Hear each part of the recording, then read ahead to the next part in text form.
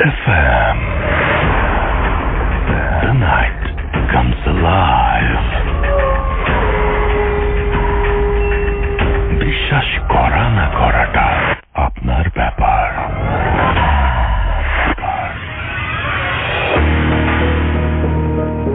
Welcome back. শুনছেন সবসময় radio ফুটের এফএম। আমি রাসেল আছি সাথে, এবং আমাদের সাথে আছেন আমাদের আজকের অতিথি। আপনাদের সবাইকে স্বাগত জানাচ্ছি ভূত এফএমে। ঠিক 1 মিনিট আগেই আমরা একটু আগেই ঢুকে পড়েছি আজকে, এবং আজকে ঈদের পরে আমাদের ফার্স্ট শো।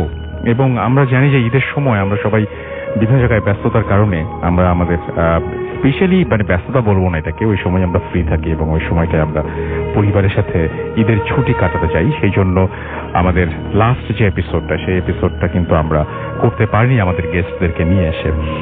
এবং আমরা কোনো স্পেশাল যে ইয়েটা বা স্পেশাল কিছু প্রোগ্রাম ছিল আমাদের ঈদের, সেগুলো আমরা আপনাদের জন্য আমরা প্রচার করেছিলাম, এবং সেখানে আমাদের ভূত এফএম ছিল না। এবং যেটা হয় যে প্রতিবার স্পেশাল এপিসোড করি, পুরোনো এপিসোডগুলো দিয়ে সেরকম কোনো কিছু আমরা করিনি। তবে আপনারা যদি চান তাহলে নেক্সট ঈদে ডেফিনেটলি আমরা সেটা করতে পারি।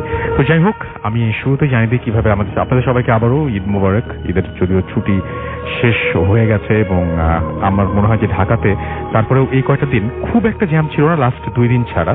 এবং রবিবার থেকে হয়তো আসল যে ঢাকার চেহারা, সেই চেহারাটা আমরা দেখতে পাবো।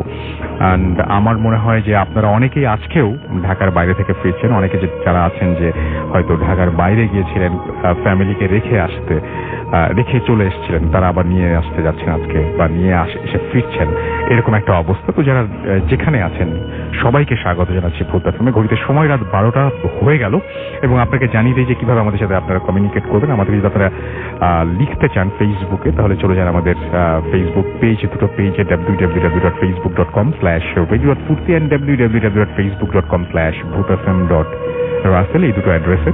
এবং সেই সাথে আপনি টুইটারের পেজও ভিজিট করতে পারেন, Russell_bhutfm, এখানে যে আপনি পেয়ে যাবেন। এবং আমাদেরকে যদি আপনারা ইমেইল পাঠাতে চান, তাহলে আমাদের ইমেল অ্যাড্রেস হচ্ছে bhutfm@radiofurti.fm, which is bhwtfm@radioforti.fm। আপনার নাম, ঠিকানা এবং ফোন নাম্বার সহ আপনার জীবনে ঘটে যাওয়া সেরা ঘটনা লিখে পাঠাতে পারেন আমাকে। ঘটনার শুরুতে অবশ্যই উল্লেখ করতে হবে যে ঘটনাটি আপনি স্টুডিওতে এসে শেয়ার করতে চান, নাকি আপনি চান আপনার ঘটনা আমরা পড়ে শুনেন। যারা দেশের বাইরে রয়েছেন তারা সরাসরি অডিও ক্লিপ পাঠিয়ে দিতে পারেন বা লিখেও পাঠাতে পারেন ঘটনাটি।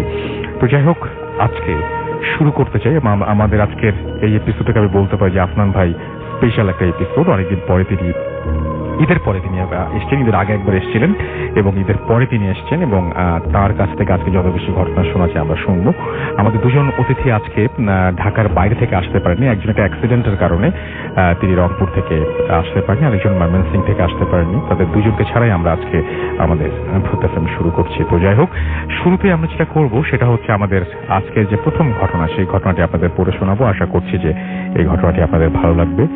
তো যেভাবে লিখেছেন আমি সেভাবেই পড়ার ট্রাই করছি।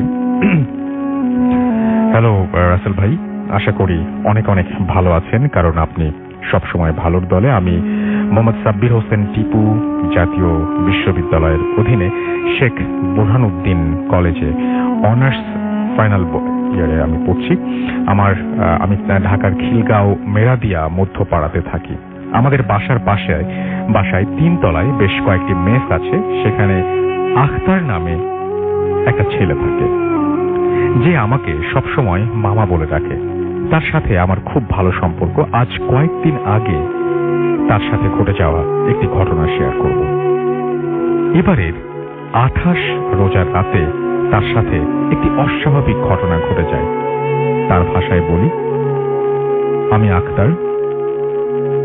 মেস রুমে আমরা মোট 5 জন থাকি। সামনে ঈদ, তাই পরিবারের সাথে ঈদ উদযাপনের জন্য আমাদের মধ্যে 3 জন দেশের বাড়িতে চলে যায়। কিন্তু আমি ও সিরাজ ভাই, আমার মেস মেম্বার, ঈদের পরে দেশে যাব, তাই আমরা ঢাকাতে থেকে যাই। সিরাজ ভাই সিএনজি চালায়, তাই প্রতিদিন অনেক রাত করে বাসায় ফেরে। 28 রোজার রাতে আমি রাত 12টা পর্যন্ত পাশের বাসায় বন্ধুদের সাথে আড্ডা দেই, পরে রুমে ঘুমাতে চলে যাই। ওই দিন একাই ছিলাম রুমের ভেতর, তাই খাবার খেয়ে লাইট নিভিয়ে শুয়ে পড়ি। প্রতিদিনের মতো রাতে ফেসবুকে আমি চ্যাট করছিলাম এবং একসময় ঘুমিয়ে পড়ি। খানিক পর হঠাৎ বুঝতে পারি আমার বুকের ওপর কেউ প্রচন্ড চাপ দিচ্ছে। ঘুমের মধ্যে খুব কষ্ট অনুভব করতে করতে একটা সময় চোখ মেলে তাকাই, সাথে সাথে বুঝতে পারি আমার হাত পা সহ পুরো শরীর কেউ যেন খুব শক্ত করে চেপে ধরে রেখেছে। এটা আমার এত ভীষণ কষ্ট হচ্ছিল এবং শরীর নাড়াতে পারছিলাম না, অথচ আমি কাউকে দেখতে পাচ্ছি না। হঠাৎ আমার কানে একজনের কথা ভেসে আসে, কি যেন আরবিতে কিছু একটা বলছে। আমি ভালো করে শুনে বুঝতে পারলাম পাশেই আমার রুমমেট সিরাজ ভাই যেখানে শোয় সেখানে তার মতোই শারীরিক গঠন কেউ একজন শুয়ে আছে, কিন্তু তার পা থেকে মাথা পর্যন্ত কম্বল দিয়ে ঢাকা। তখন আমি ভাবলাম সিরাজ ভাই হয়তো চলে এসে শুয়ে শুয়ে সূরা পড়ছে। তখন আমি মুখে মুখে বারবার বলছি, সিরাজ ভাই আমার কি হয়েছে একটু দেখেন না ভাই, আমি হাত পা নাড়াতে পারছি না, বুকে অনেক ব্যথা হচ্ছে। কিন্তু কম্বল দিয়ে ঢাকা ওই লোকটির কোনো সারা শব্দ নেই। সে তার মতো করে বিড়বিড় করে আরবিতে কি যেন বলে যাচ্ছে। আমার কথা সে শুনছেই না। এদিকে আমার অবস্থা খুব খারাপ হয়ে যাচ্ছে, ভীষণ কষ্ট হচ্ছিল। তখন অনেক কষ্টে আমার ডান হাত দিয়ে কম্বল দিয়ে ঢাকা ওই লোকটিকে ধাক্কা মেরে ডাক দেই, কিন্তু তাতে কোনো সারা শব্দ নেই। ধাক্কা দেওয়ার পর ওই লোকটি আরো জোরে আরবিতে বলা শুরু করে। তখন আমি অনেক ভয় পেয়ে যাই, কারণ সিরাজ ভাইয়ের পক্ষে এতক্ষণ একটানা আরবিতে বলা সম্ভব নয়। আমি মনে মনে বুঝতে পারি আমার সাথে খুব বাজে কিছু একটা ঘটতে চলেছে। তখন আমি মনে মনে আয়াতুল কুরসি পড়তে থাকি এবং বিছানা থেকে ওঠার চেষ্টা করতে থাকি, কিন্তু উঠতে পারছিলাম না। আমি বুঝতে পারছি কোনো এক অদৃশ্য শক্তি আমার হাত পা ধরে রেখেছে, তার সাথে শুয়ে থাকা লোকটি একা একা আরবিতে কি যেন বলে চলেছে। এভাবে কিছুক্ষণ থাকার পর একটা সময় আমি অদৃশ্য শক্তির থেকে নিজেকে মুক্ত করতে সক্ষম হই। আমি এক লাফ দিয়ে উঠে দৌড়ে রুম থেকে বাইরে চলে আসি। বাইরে আসার পর দেখতে পাই সিরাজ ভাই সিঁড়ি দিয়ে উঠছে। ওই মুহূর্ত থেকে হুট করে দেখে আরো ভয় পেয়ে যাই। সিরাজ ভাই এত রাতে আমাকে দেখে অবাক হয়ে যায়। সিরাজ ভাই আমাকে বলে, তুমি এখানে কি করছো, কি হয়েছে তোমার? আমি তখন সিরাজ ভাইয়ের কথা শুনে কিছুটা স্বাভাবিক হয়ে বলি, ভাই আপনি এখানে, তবে রুমের ভেতর কে? তখন আমরা রুমে গিয়ে দেখি রুমে কেউ নেই, সবকিছু ঠিকঠাক আছে। তখন সিরাজ ভাই বলে, কি হয়েছে বলো তো আমাকে। আমি তার কথা তার কাছে আমার সাথে ঘটে যাওয়া সবকিছু খুলে বলি। সব শুনে সিরাজ ভাই বলে, ধুর ভাই তুমি স্বপ্ন দেখেছো, অথচ ওই কম্বলে ঢাকা লোকটাকে বাস্তবে আমি ছুঁয়েছি। পরদিন সকালে আমি ঘটনাটি বলি, এই ছিল আমার ঘটনা। ঘটনাটি ভালো লাগলে সবার সাথে শেয়ার করবেন, ধন্যবাদ। তারপর তিনি লিখেছেন তার নাম সাব্বির হোসেন টিপু, মেয়াদিয়া মধ্যপাড়া, খিলগাঁও, ঢাকা। এরপরে ফোন নাম্বার শেয়ার করেছেন। থ্যাংক ইউ ভেরি মাচ আপনার ঘটনার জন্য। আপনাকে অনেক অনেক অনেক অনেক ধন্যবাদ। আমরা চলে যাব আফনান ভাইয়ের কাছে, তার ঘটনাটি শুনে আসবো এবং আশা করছি যে আফনান ভাইয়ের ঘটনাটিও আপনাদের ভালো লাগবে। ওয়েলকাম ব্যাক আফনান ভাই, আশা করছি ভালো আছেন এবং ভালোভাবে ঈদ কাটিয়েছেন। আপনাকে একটু রিকোয়েস্ট করবো যে আপনার ঘটনাটা শেয়ার করার জন্য। থ্যাংক ইউ রাসেল ভাই আমাকে ইনভাইট করার জন্য। You are most welcome. Radio 40 সকল শুভানুধ্যায়ী এবং আমাদের ভূত এফএমের সকল শ্রোতাকে ঈদ মোবারক। যদিও অনেকদিন হয়ে গেছে, তো দেরিতে হলো ঈদ মোবারক। তো রাসেল ভাই আজকে মানে সাধারণত দেখা যাচ্ছে যে মোটামুটি দুটো স্টোরি আমি সাধারণত বলি, তো আজকে চেষ্টা করব মানে দুটো তো বলবো এবং মানে বেশ কয়েকটা বলবো, এবং আজকে মানে আমার নিজের এক্সপেরিয়েন্স আছে এমন কয়েকটা বিষয় আজকে বলবো ইনশাআল্লাহ। মানে সাধারণত দেখা যাচ্ছে আমার নিজের সাথে নাই এমন বিষয়গুলো সাধারণত বেশি বলি, তো আজকে মানে যেটা নাই সেটাও বলবো, যেটা আছে সেটাও বলবো ইনশাআল্লাহ। তো আসলে ফার্স্ট যেটা শুরু করব সেটা আমি আমাদের রাজবাড়িরই ঘটনা, সেটা দিয়ে শুরু করব। সরি, রাজবাড়ি ঘটনা না, এটা আমাদের এটা ঘটেছিল হচ্ছে কুষ্টিয়াতে। কুষ্টিয়ার ঘটনা দিয়ে শুরু করব, রাজবাড়িটা পরে বলছি। যে ঘটনাটি যিনি শেয়ার করেছেন ওনার নাম আবু বকর। উনি এর আগেও বেশ কয়েকটা ঘটনা পাঠিয়েছিলেন, আর রাজবাড়ির আমাদের যে ভৌতিক টিম আছে বিশেষ করে সজীব ও কষ্ট করে ঘটনাগুলো কালেক্ট করেছে আর কি। তো আবু বকর ভাইয়ের ওই ঘটনাটা আজকে প্রথম বলছি। তো এই ঘটনাটি যার সাথে ঘটেছিল সেটা আবু বকর ভাইয়েরই মানে দাদির সঙ্গে। 1965 মানে 1965 সালের দিকে ওনার দাদি ওনার বয়স তখন ছিল 16 কি 17 বছর। তো তখন ওনার বিয়ে হয় নাই। উনি তখন রাত্রে ওনার মায়ের সঙ্গে ঘুমাতেন। ওনার বাবা মারা গিয়েছিলেন আগে, ওনার মায়ের সঙ্গে ঘুমাতেন। তো ওনার বর্ণনা অনুযায়ী, মানে ওনার দাদির বর্ণনা অনুযায়ী, মানে গভীর রাত্রে উনি হঠাৎ স্বপ্ন দেখছিলেন যে উনি, আমরা অনেক সময় যে রাসেল ভাই বোবা ভূতের কথা বলি, যে আমরা ঠিক বুঝতে পারছি যে আমি শুয়ে আছি কিন্তু আমি হাত পা নাড়াতে পারছি না, এরকম একটা বিষয় ঘটে আর কি। তো উনি, ওনার বর্ণনা অনুযায়ী উনি হঠাৎ করে উনি ফিল করছেন উনি শুয়ে আছেন, কিন্তু ওনার উপরে, বাসার উপরে যে ছাদ বা টিনের যে চালটা আছে দেখছেন যে সেটা নাই, সম্পূর্ণ শূন্য, মানে শূন্য, উপরে আকাশ দেখা যাচ্ছে। এবং সেখান দিয়ে শূন্যের উপর দিয়ে শাড়ি পরা, বড় বড় চুলওয়ালা, খুব কালো কুচকুচে বিভৎস চেহারার একটা মহিলা হেঁটে যাচ্ছে শূন্যের উপর দিয়ে। ওটা দেখার পরে উনি স্বপ্নেই মানে বলছেন যে কি বিভৎস চেহারা এই মহিলাটার। এই কথাটা বলার পরে ওই মহিলা সেটা শুনে ফেলেছে এবং সে ওই স্বপ্নে যেটা করে সেটা হলো ওই মহিলাটা, যে বিভৎস চেহারার মহিলাটা, সেটা আস্তে আস্তে নিচে নেমে এসে ওই আবু বকর ভাইয়ের ওই দাদি গলা চেপে ধরে। আচ্ছা। এবং ওনার দাদি ছটফট করতে থাকে। এখন আসলে এটা কিন্তু হচ্ছে কিন্তু টোটালটা স্বপ্নের মধ্যে। জি। তো ছটফট করছে, কিন্তু পাশে ওনার মা তো ঘুমিয়েছিলেন। ওনার মা ঘুম থেকে উঠে দেখে যে তার মেয়ে ছটফট করছে। জি। তখন উনি যেটা দেখেন সেটা হলো যে ওনার মেয়ে, মানে আবু বকর ভাইয়ের দাদি, যে উনি নিজেই নিজের 2 হাত দিয়ে নিজের গলাটা চেপে ধরেছে এবং নিজেই নিজের গলাটা চাপ দিয়ে মানে আত্মহত্যার চেষ্টা করছে। তখন উনি তাড়াতাড়ি চিৎকার চেঁচামেচি করতে থাকেন, মানে ওনার মা, আশেপাশ থেকে লোক চলে আসে, সবাই পানি ছিটাতে এবং অনেক চেষ্টা করে 2 হাত গলার থেকে ছাড়ায়। জিজ্ঞেস করে কি হয়েছে, তখন বলে যে আমি তো এইরকম স্বপ্নে দেখেছি। তো সবাই বলে এটা তো কোনো ব্যাপার না, এটা তো বোবা ভূতের, মানে বোবা ভূত বা বোবা চিন ধরে, এরকম তো হওয়ার হামেশাই ঘটে, এটা তেমন কিছু না। এটা বলে সবাই মোটামুটি বিষয়টা খুব স্বাভাবিকভাবেই নেয় আর কি, কেউ এটা অস্বাভাবিকভাবে নেয়নি। জি। এরপর থেকে রাসেল ভাই ঘটনাটার সূত্রপাত হয়। সেটা হলো যে এর পরের দিন থেকেই মানে আবু বকর ভাইয়ের দাদির ক্ষুধাটা অস্বাভাবিক রকমের বেড়ে যায়। উনি স্বাভাবিকভাবে যে খাবারগুলো খেতেন এর থেকেও অনেক বেশি খাবার খাচ্ছিলেন। আচ্ছা। এখন সবাই চিন্তা করেছে যে হয়তো বা কোনো কারণে বেশি খাচ্ছে, কিন্তু এত পরিমাণ অস্বাভাবিক বেশি খাচ্ছিলেন। দেখা যাচ্ছে ওনার বাড়ি তো মানে জয়েন্ট ফ্যামিলি ছিল, 15-16 জনের খাবার রান্না করা হতো। দেখা যাচ্ছে 15-16 জনের খাবার উনি একাই খেয়ে ফেলছেন।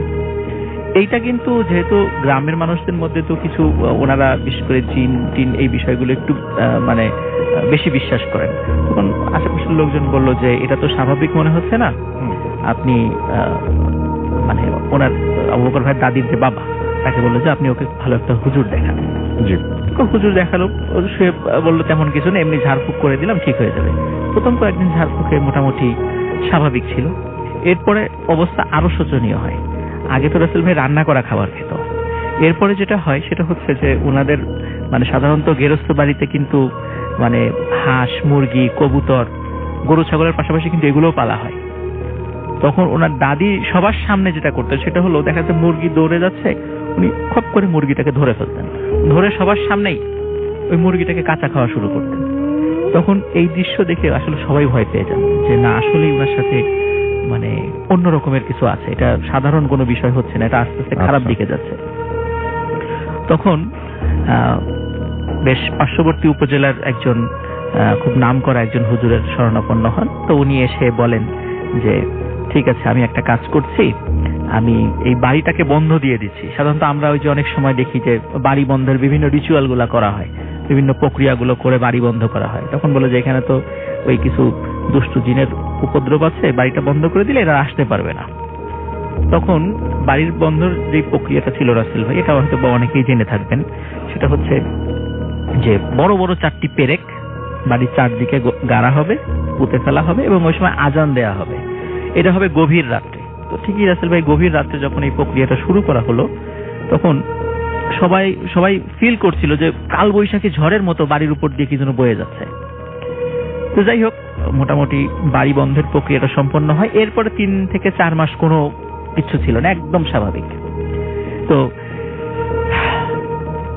এরপরে সবাই চিন্তা করে যে এনাকে একটু দ্রুত বিয়ে দিয়ে যেতে হবে, হয়তো বিয়ে দিলে হয়তো এই বিষয়টা স্বাভাবিক হয়ে যাবে, এরকম চিন্তা করে পরিবার থেকে। এবং সত্যি তাই রাসেল ভাই, ওনার কয়েকটা গ্রাম পরেই ওনার বিয়ে হয়ে যায় এবং খুব দ্রুতই বিয়ে হয়ে যায় আর কি। তো বিয়ে হয়ে যাওয়ার পরে ওই ফ্যামিলির লোকজন আবার এই বিষয়গুলো জানতেন না, যে এই বিষয়গুলো যে ওনার সাথে ঘটেছে এগুলা জানতেন না, এই বিষয়টা আসলে তারা গোপন করেন। তো ওখানে যাওয়ার মোটামুটি রাসেল ভাই 3 থেকে 4 মাস ওই ফ্যামিলিতে আবার ভালো ছিল, উনি একদম স্বাভাবিক নর্মাল, কেউ কোনো কিছু বুঝতে পারেনি। এরপর থেকে ওই ফ্যামিলিতে কিছু ঘটনা ঘটা শুরু হয়। যেমন তো আবু বকর ভাইয়ের দাদি যখন বিয়ে হয়ে যায়, তো ওনার দাদা যখন পাশে দেখা যাচ্ছে যে শুয়ে আছেন, হঠাৎ করে দাদা ফিল করছেন যে তার স্ত্রী পাশে নাই। আচ্ছা, কিন্তু ঘরের দরজা তো বন্ধ, তাহলে কোথায় গেল? তখন উনি সবাইকে ডেকে তোলেন যে কোথায় গেল, ঘরের দরজা বন্ধ, কোথাও খুঁজে পাওয়া যায় না। আচ্ছা, তখন সবাই হারিকেন নিয়ে, ওই সময় হ্যাচাক বাতি ছিল, তখন এরকম হ্যাচাক বাতি নিয়ে সবাই খুঁজতে বের হলো। ওই ওনাদের বাড়ি থেকে প্রায় আধা কিলোমিটার দূরে ফেলুর বাঁশবাগান নামে একটা বাঁশবাগান আছে। খুব মানে দিনের বেলা ওই বাঁশবাগানের লোকজন যেতে ভয় পায়, রাতের বেলা তো প্রশ্নই আসে না। খুঁজতে খুঁজতে শেষ পর্যন্ত ওই ফেলুর বাঁশবাগানে গিয়ে ওই আবু বকর ভাই দাদিকে অচেতন অবস্থায় পাওয়া যায়। সেখান থেকে তাকে তুলে নিয়ে আসা হয়, কিন্তু উনি কিছুই বলতে পারেন না। উনি বলেন যে আমি তো ঘুমাচ্ছিলাম, তারপরে কি হয়েছে আমি কিছুই জানি না। এইভাবে রাসেল ভাই প্রায়শই উনি হঠাৎ করে রাতের বেলা ঘর থেকে উধাও হয়ে যেতেন। আচ্ছা, এবং ওনাকে বিভিন্ন জায়গায়, মানে এমন এমন ওই গ্রামের এমন এমন সমস্ত ভয়ঙ্কর জায়গা যেখানে দিনের বেলার লোকজন হাঁটাহাঁটি কম করে, দেখা যেত কখনো বাঁশবাগানে, কখনো বট গাছের নিচে, এরকম নদীর পাড়ে, এরকম জায়গাগুলোতে তাকে পাওয়া যেত। এর ভিতরে রাসেল ভাই কি হয়, মাঝখানে 2 দিন ওনার কোনো খবরই ছিল না। 2 দিন অনেক খোঁজাখুঁজি করেছে, কোথাও খবর মানে হয় না। হঠাৎ 2 দিন পরে রাতের বেলা বাড়িতে, মানে রাতের বেলা উঠানে ভয়ঙ্কর শব্দ, সবাই বের হয়ে যায়, দেখে ওনার দাদি পড়ে আছে অচেতন অবস্থায়। পরে সেখান থেকে তাকে নিয়ে আসা হবে। উনি এটা জানেন না 2 দিন উনি কোথায় ছিলেন। এখন রাসেল ভাই এই যে সমস্যাটা হচ্ছিল, এখন এটা তো সমাধান করা প্রয়োজন, যে এরকম তো চলতে দেওয়া যায় না। তখন উনি অনেক, ওনার হাজবেন্ড অনেক তান্ত্রিক দেখান, কবিরাজ দেখান, ভালো ভালো আলেমদের শরণাপন্ন হন, কিন্তু কিছুতেই হয়তো 2-1 দিন ভালো থাকে, তারপর আবার যা তাই, মানে একই রকমের সমস্যা হচ্ছিল। এবং তারপর ডাক্তারও দেখান, তো ডাক্তার ওনার বডি চেক আপ করে বলেন যে আপনার স্ত্রী বেশি দিন বাঁচবে না, খুব তাড়াতাড়ি মারা যাবে, বড় জোর 2 মাস। আচ্ছা, তো এটা করে ওই আবু বকর ভাইয়ের দাদা খুব মানে মুষড়ে পড়েন এই ব্যাপারটা শুনে। তখন উনি একজন ভালো ইমাম সাহেবের একজন খবর পান, তার কাছে যান। কিন্তু ওই ইমাম সাহেব বললেন যে আসলে এই রোগের, মানে এই রোগীর ট্রিটমেন্ট আমি করতে পারবো না। তো উনি আরেকজন মাগুরা জেলার, মানে মাগুরা যে জেলা, এই বাস স্ট্যান্ড থেকে 5 কিলোমিটার পূর্বে একটি কবরস্থান আছে। তো ওই কবরস্থানের পাশে একটা মসজিদ আছে, ওই মসজিদের একজন ইমাম সাহেবের ঠিকানা দেন, যে ওইখানে যান, হয়তো উনি এই ট্রিটমেন্টটা করতে পারবেন। তো ওনারা সত্যি সেখানে যান। তো ইমাম সাহেবকে দেখে আসলে খুবই অবাক হন ওনারা। ইমাম সাহেবের বয়স মানে 20 বছরেরও কম, একদম ইয়াং একটা তরুণ বয়সের একটা ইমাম সাহেব। এখন ওনারা বলছেন যে এত বড় বড় তান্ত্রিক কবিরাজ দিয়ে কোনো কাজ হলো না, এই বাচ্চা একটা ছেলে, এর দিয়ে কি কাজ হবে? তো ওনারা খুবই মানে হতাশ হয়ে যান। তারপরে বলেন যে এই সমস্যা, কিন্তু ওই বাচ্চা যে ইমাম সাহেব, উনি এটা রাজি হন না কাজটা করতে, বলে যে না, এই কাজটা আমি আসলে করতে পারবো না, আপনারা চলে যান, এটা আমি করব না। আচ্ছা, কেন অত ব্যাখ্যা টেখ্যা দেন নাই।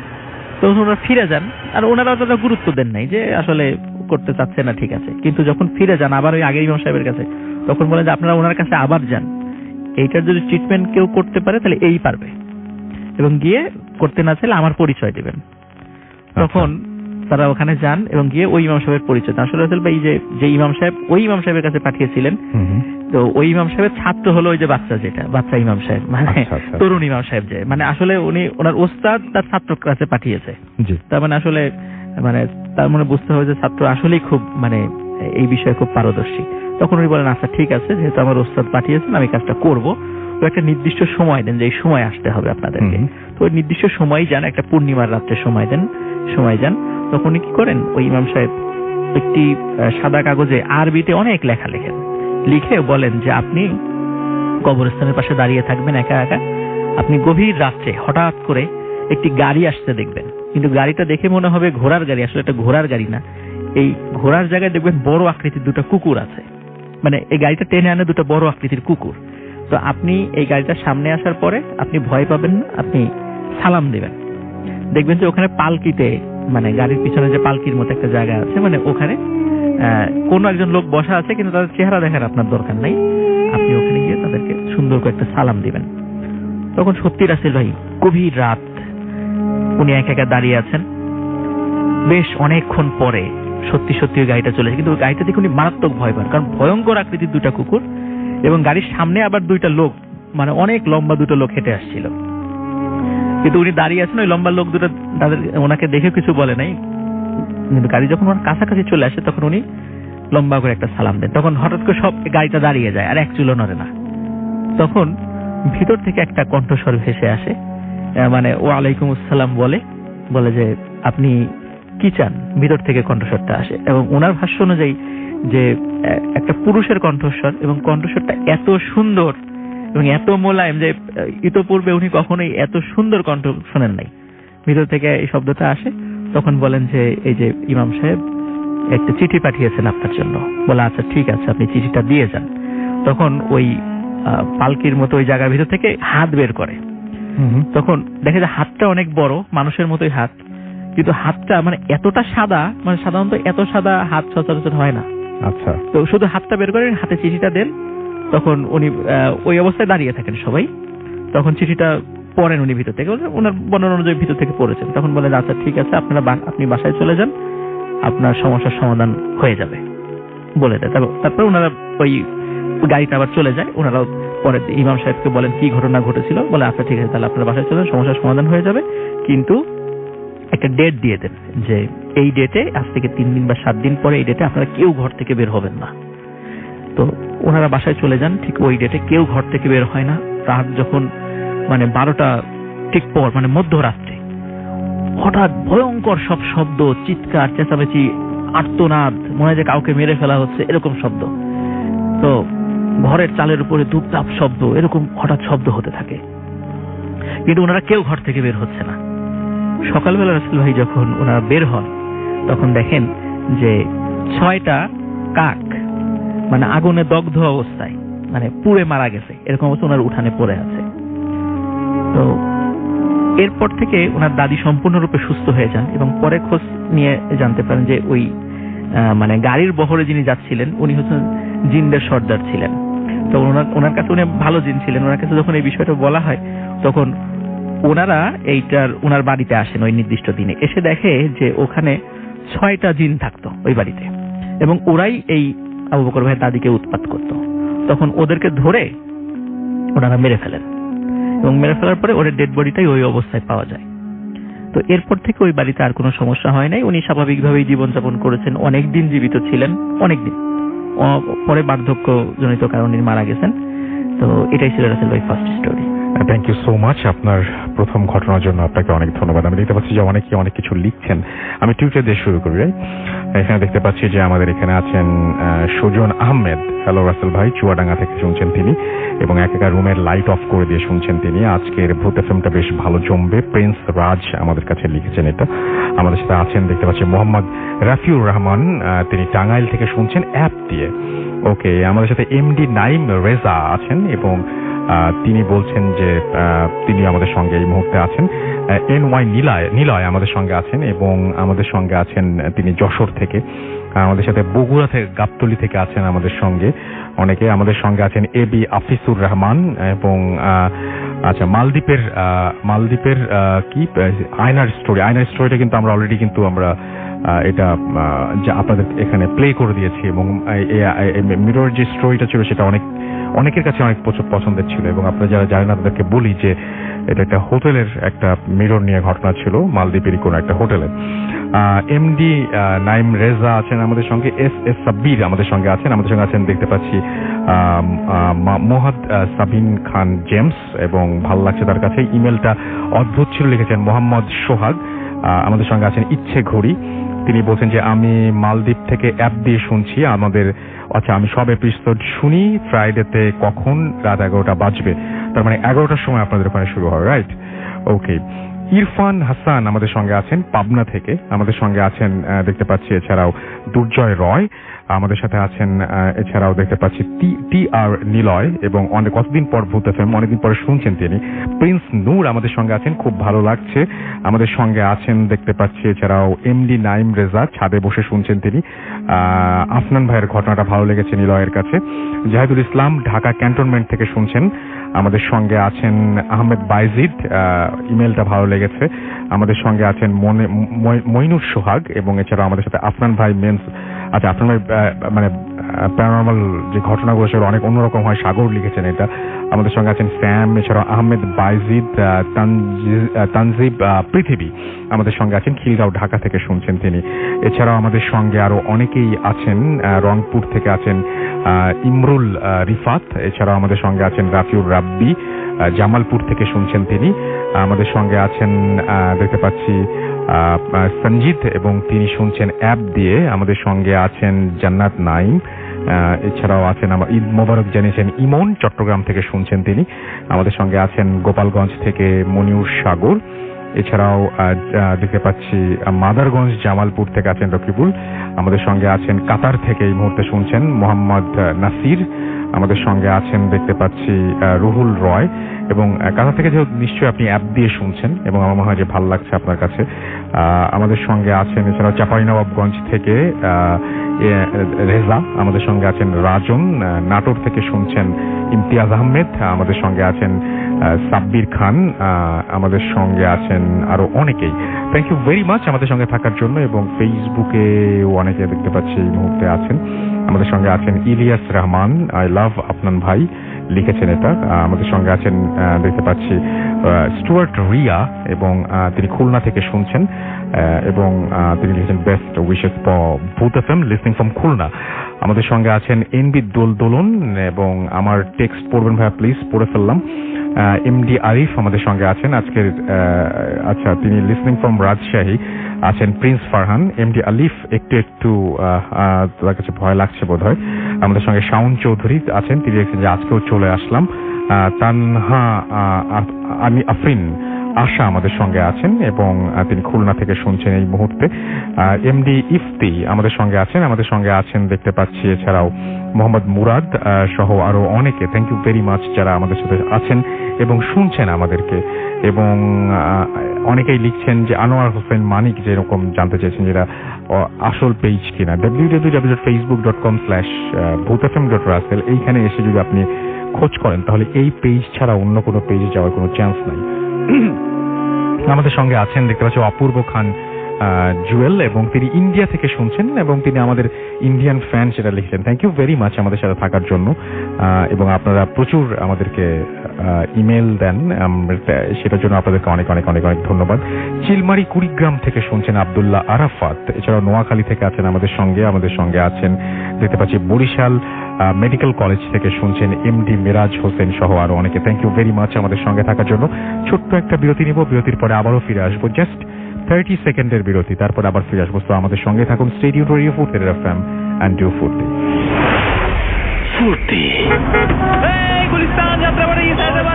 বাসের ভিড়ে গা ঘেঁষে না এই সিএনজি যাবেন নাকি মামা? আপনি কি সাজ্জাদ? না, এই যে আমি সাজ্জাদ। ও ওঠেন স্যার। আরে কিন্তু কেমন করে? আপা ও ভাই অ্যাপ ডাউনলোড করে রিকোয়েস্ট পাঠান, আপনাকেও পৌঁছে দেব। শহর জুড়ে নির্ঝঞ্ঝাট যাতায়াত করতে ডাউনলোড করুন ও ভাই অ্যাপ। ও ভাই পৌঁছে দেব। Face it, radio মানে ফুর্তি। ফুর্তি Bhoot FM. The night comes alive. বিশ্বাস করা না করাটা আপনার ব্যাপার।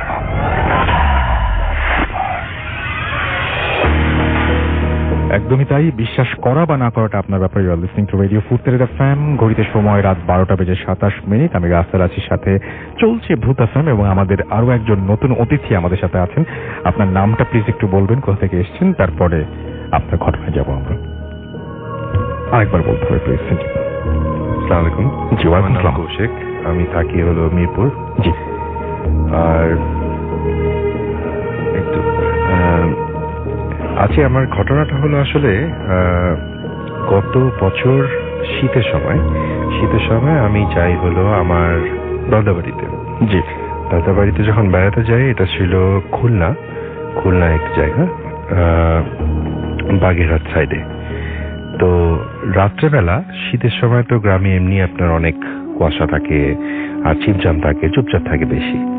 তো আমরা উপরের তলায়, দোতলা একটি বিল্ডিং, দোতলায় আমরা ঘুমাচ্ছি। তো আমি, আমার ওয়াইফ এবং আমার বেবি। তো রাত্রে আনুমানিক 2:30-3টার দিকে ও আমার ওয়াইফ ওঠেন ঘুম থেকে যে একটু ওয়াশরুম যাবে। ওয়াশরুমটা ছিল নিচতলায়, উপরে কোনো ওয়াশরুম নেই। তো সে যখন যাওয়ার জন্য, এমনি সাধারণত সে একটু ভয় বেশি পেত, তো আমাকে সে ডাক দেয় যাওয়ার আগে। তো ওই দিন কি মনে করে ভালো, ঠিক আছে সমস্যা নেই, ডাকার দরকার নেই, আমি নিজেই চলে যাচ্ছি। তো সে যখন যায়, দরজাটা খোলার পরে সে একটা শব্দ শোনার পরে ভয় পেয়ে আর বের হয় না, দৌড় দিয়ে এসে আমাকে ডাকে যে দেখো তো একটা আওয়াজ পেলাম, কি এটা, মানে কেউ আছে নাকি, তুমি দেখো, আমি বেরোবো না। তা আমি উঠলাম, দরজাটা খুললাম। তো দরজা খুলে দেখলাম একটা পা, এবং সাধারণত আমরা মানুষের পা দেখলে জুতো টুতো পরা থাকলেও কিছুটা তো চামড়া দেখা যাবে, সেটাই। কিন্তু এ বিষয়ে এখানে এরকম কিছু নাই।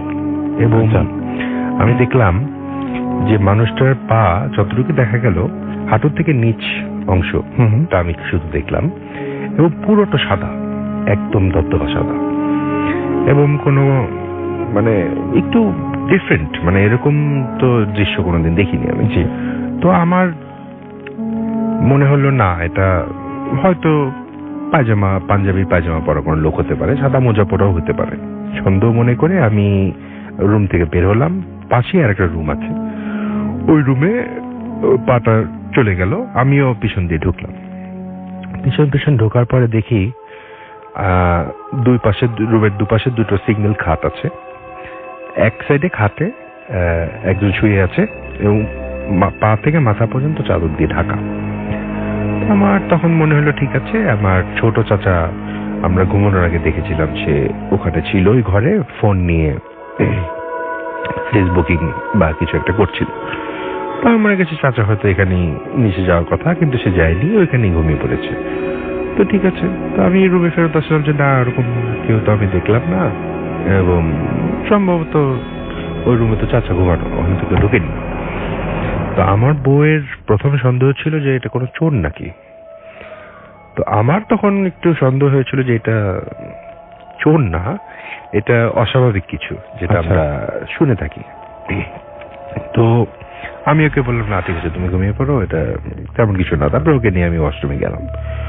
সকালবেলা আমি আমার চাচাকে যখন জিজ্ঞেস করলাম যে চাচা, আমরা রাত্রে তো এরকম একটা ঘটনা ঘটলো, আপনি তো ওই রুমেই ছিলেন, আমি তো আপনাকে দেখলাম। তখন সে আমাকে বলল যে না, আমি তো রাত্রেবেলা ছিলাম রুমে সঠিক, কিন্তু এরপরে তো আমি নিচে চলে গিয়েছিলাম আমার পরিবারের সাথে সাথে।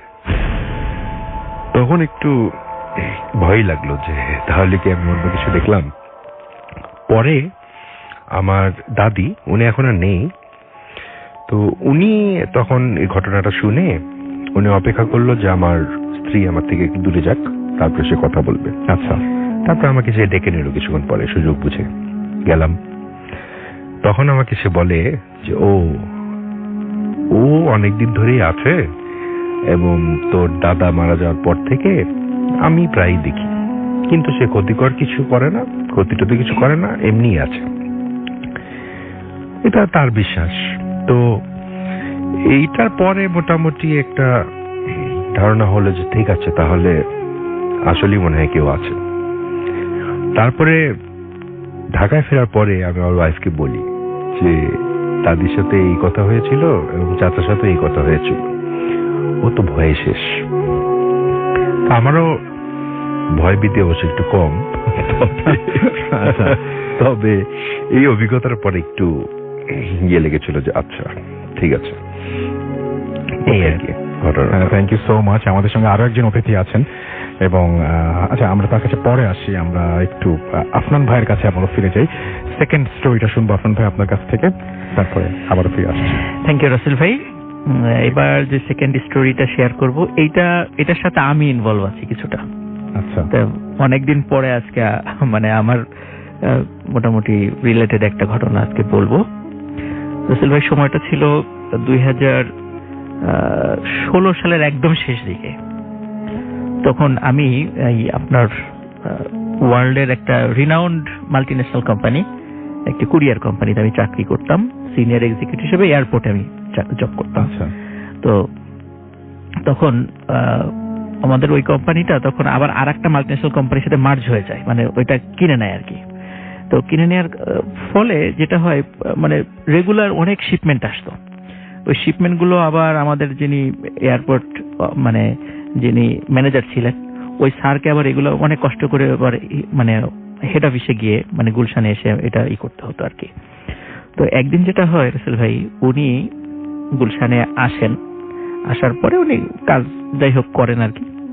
কিন্তু আমি মাঝে মাঝে আসতাম, মানে আমাদের কাজ ওইভাবে এখানে ছিল না, হঠাৎ আসতাম জরুরি কোনো কাজ থাকলে। তবে এমনিতেই আমি একদিন আসি, নতুন অফিস দেখার জন্য আসি আর কি।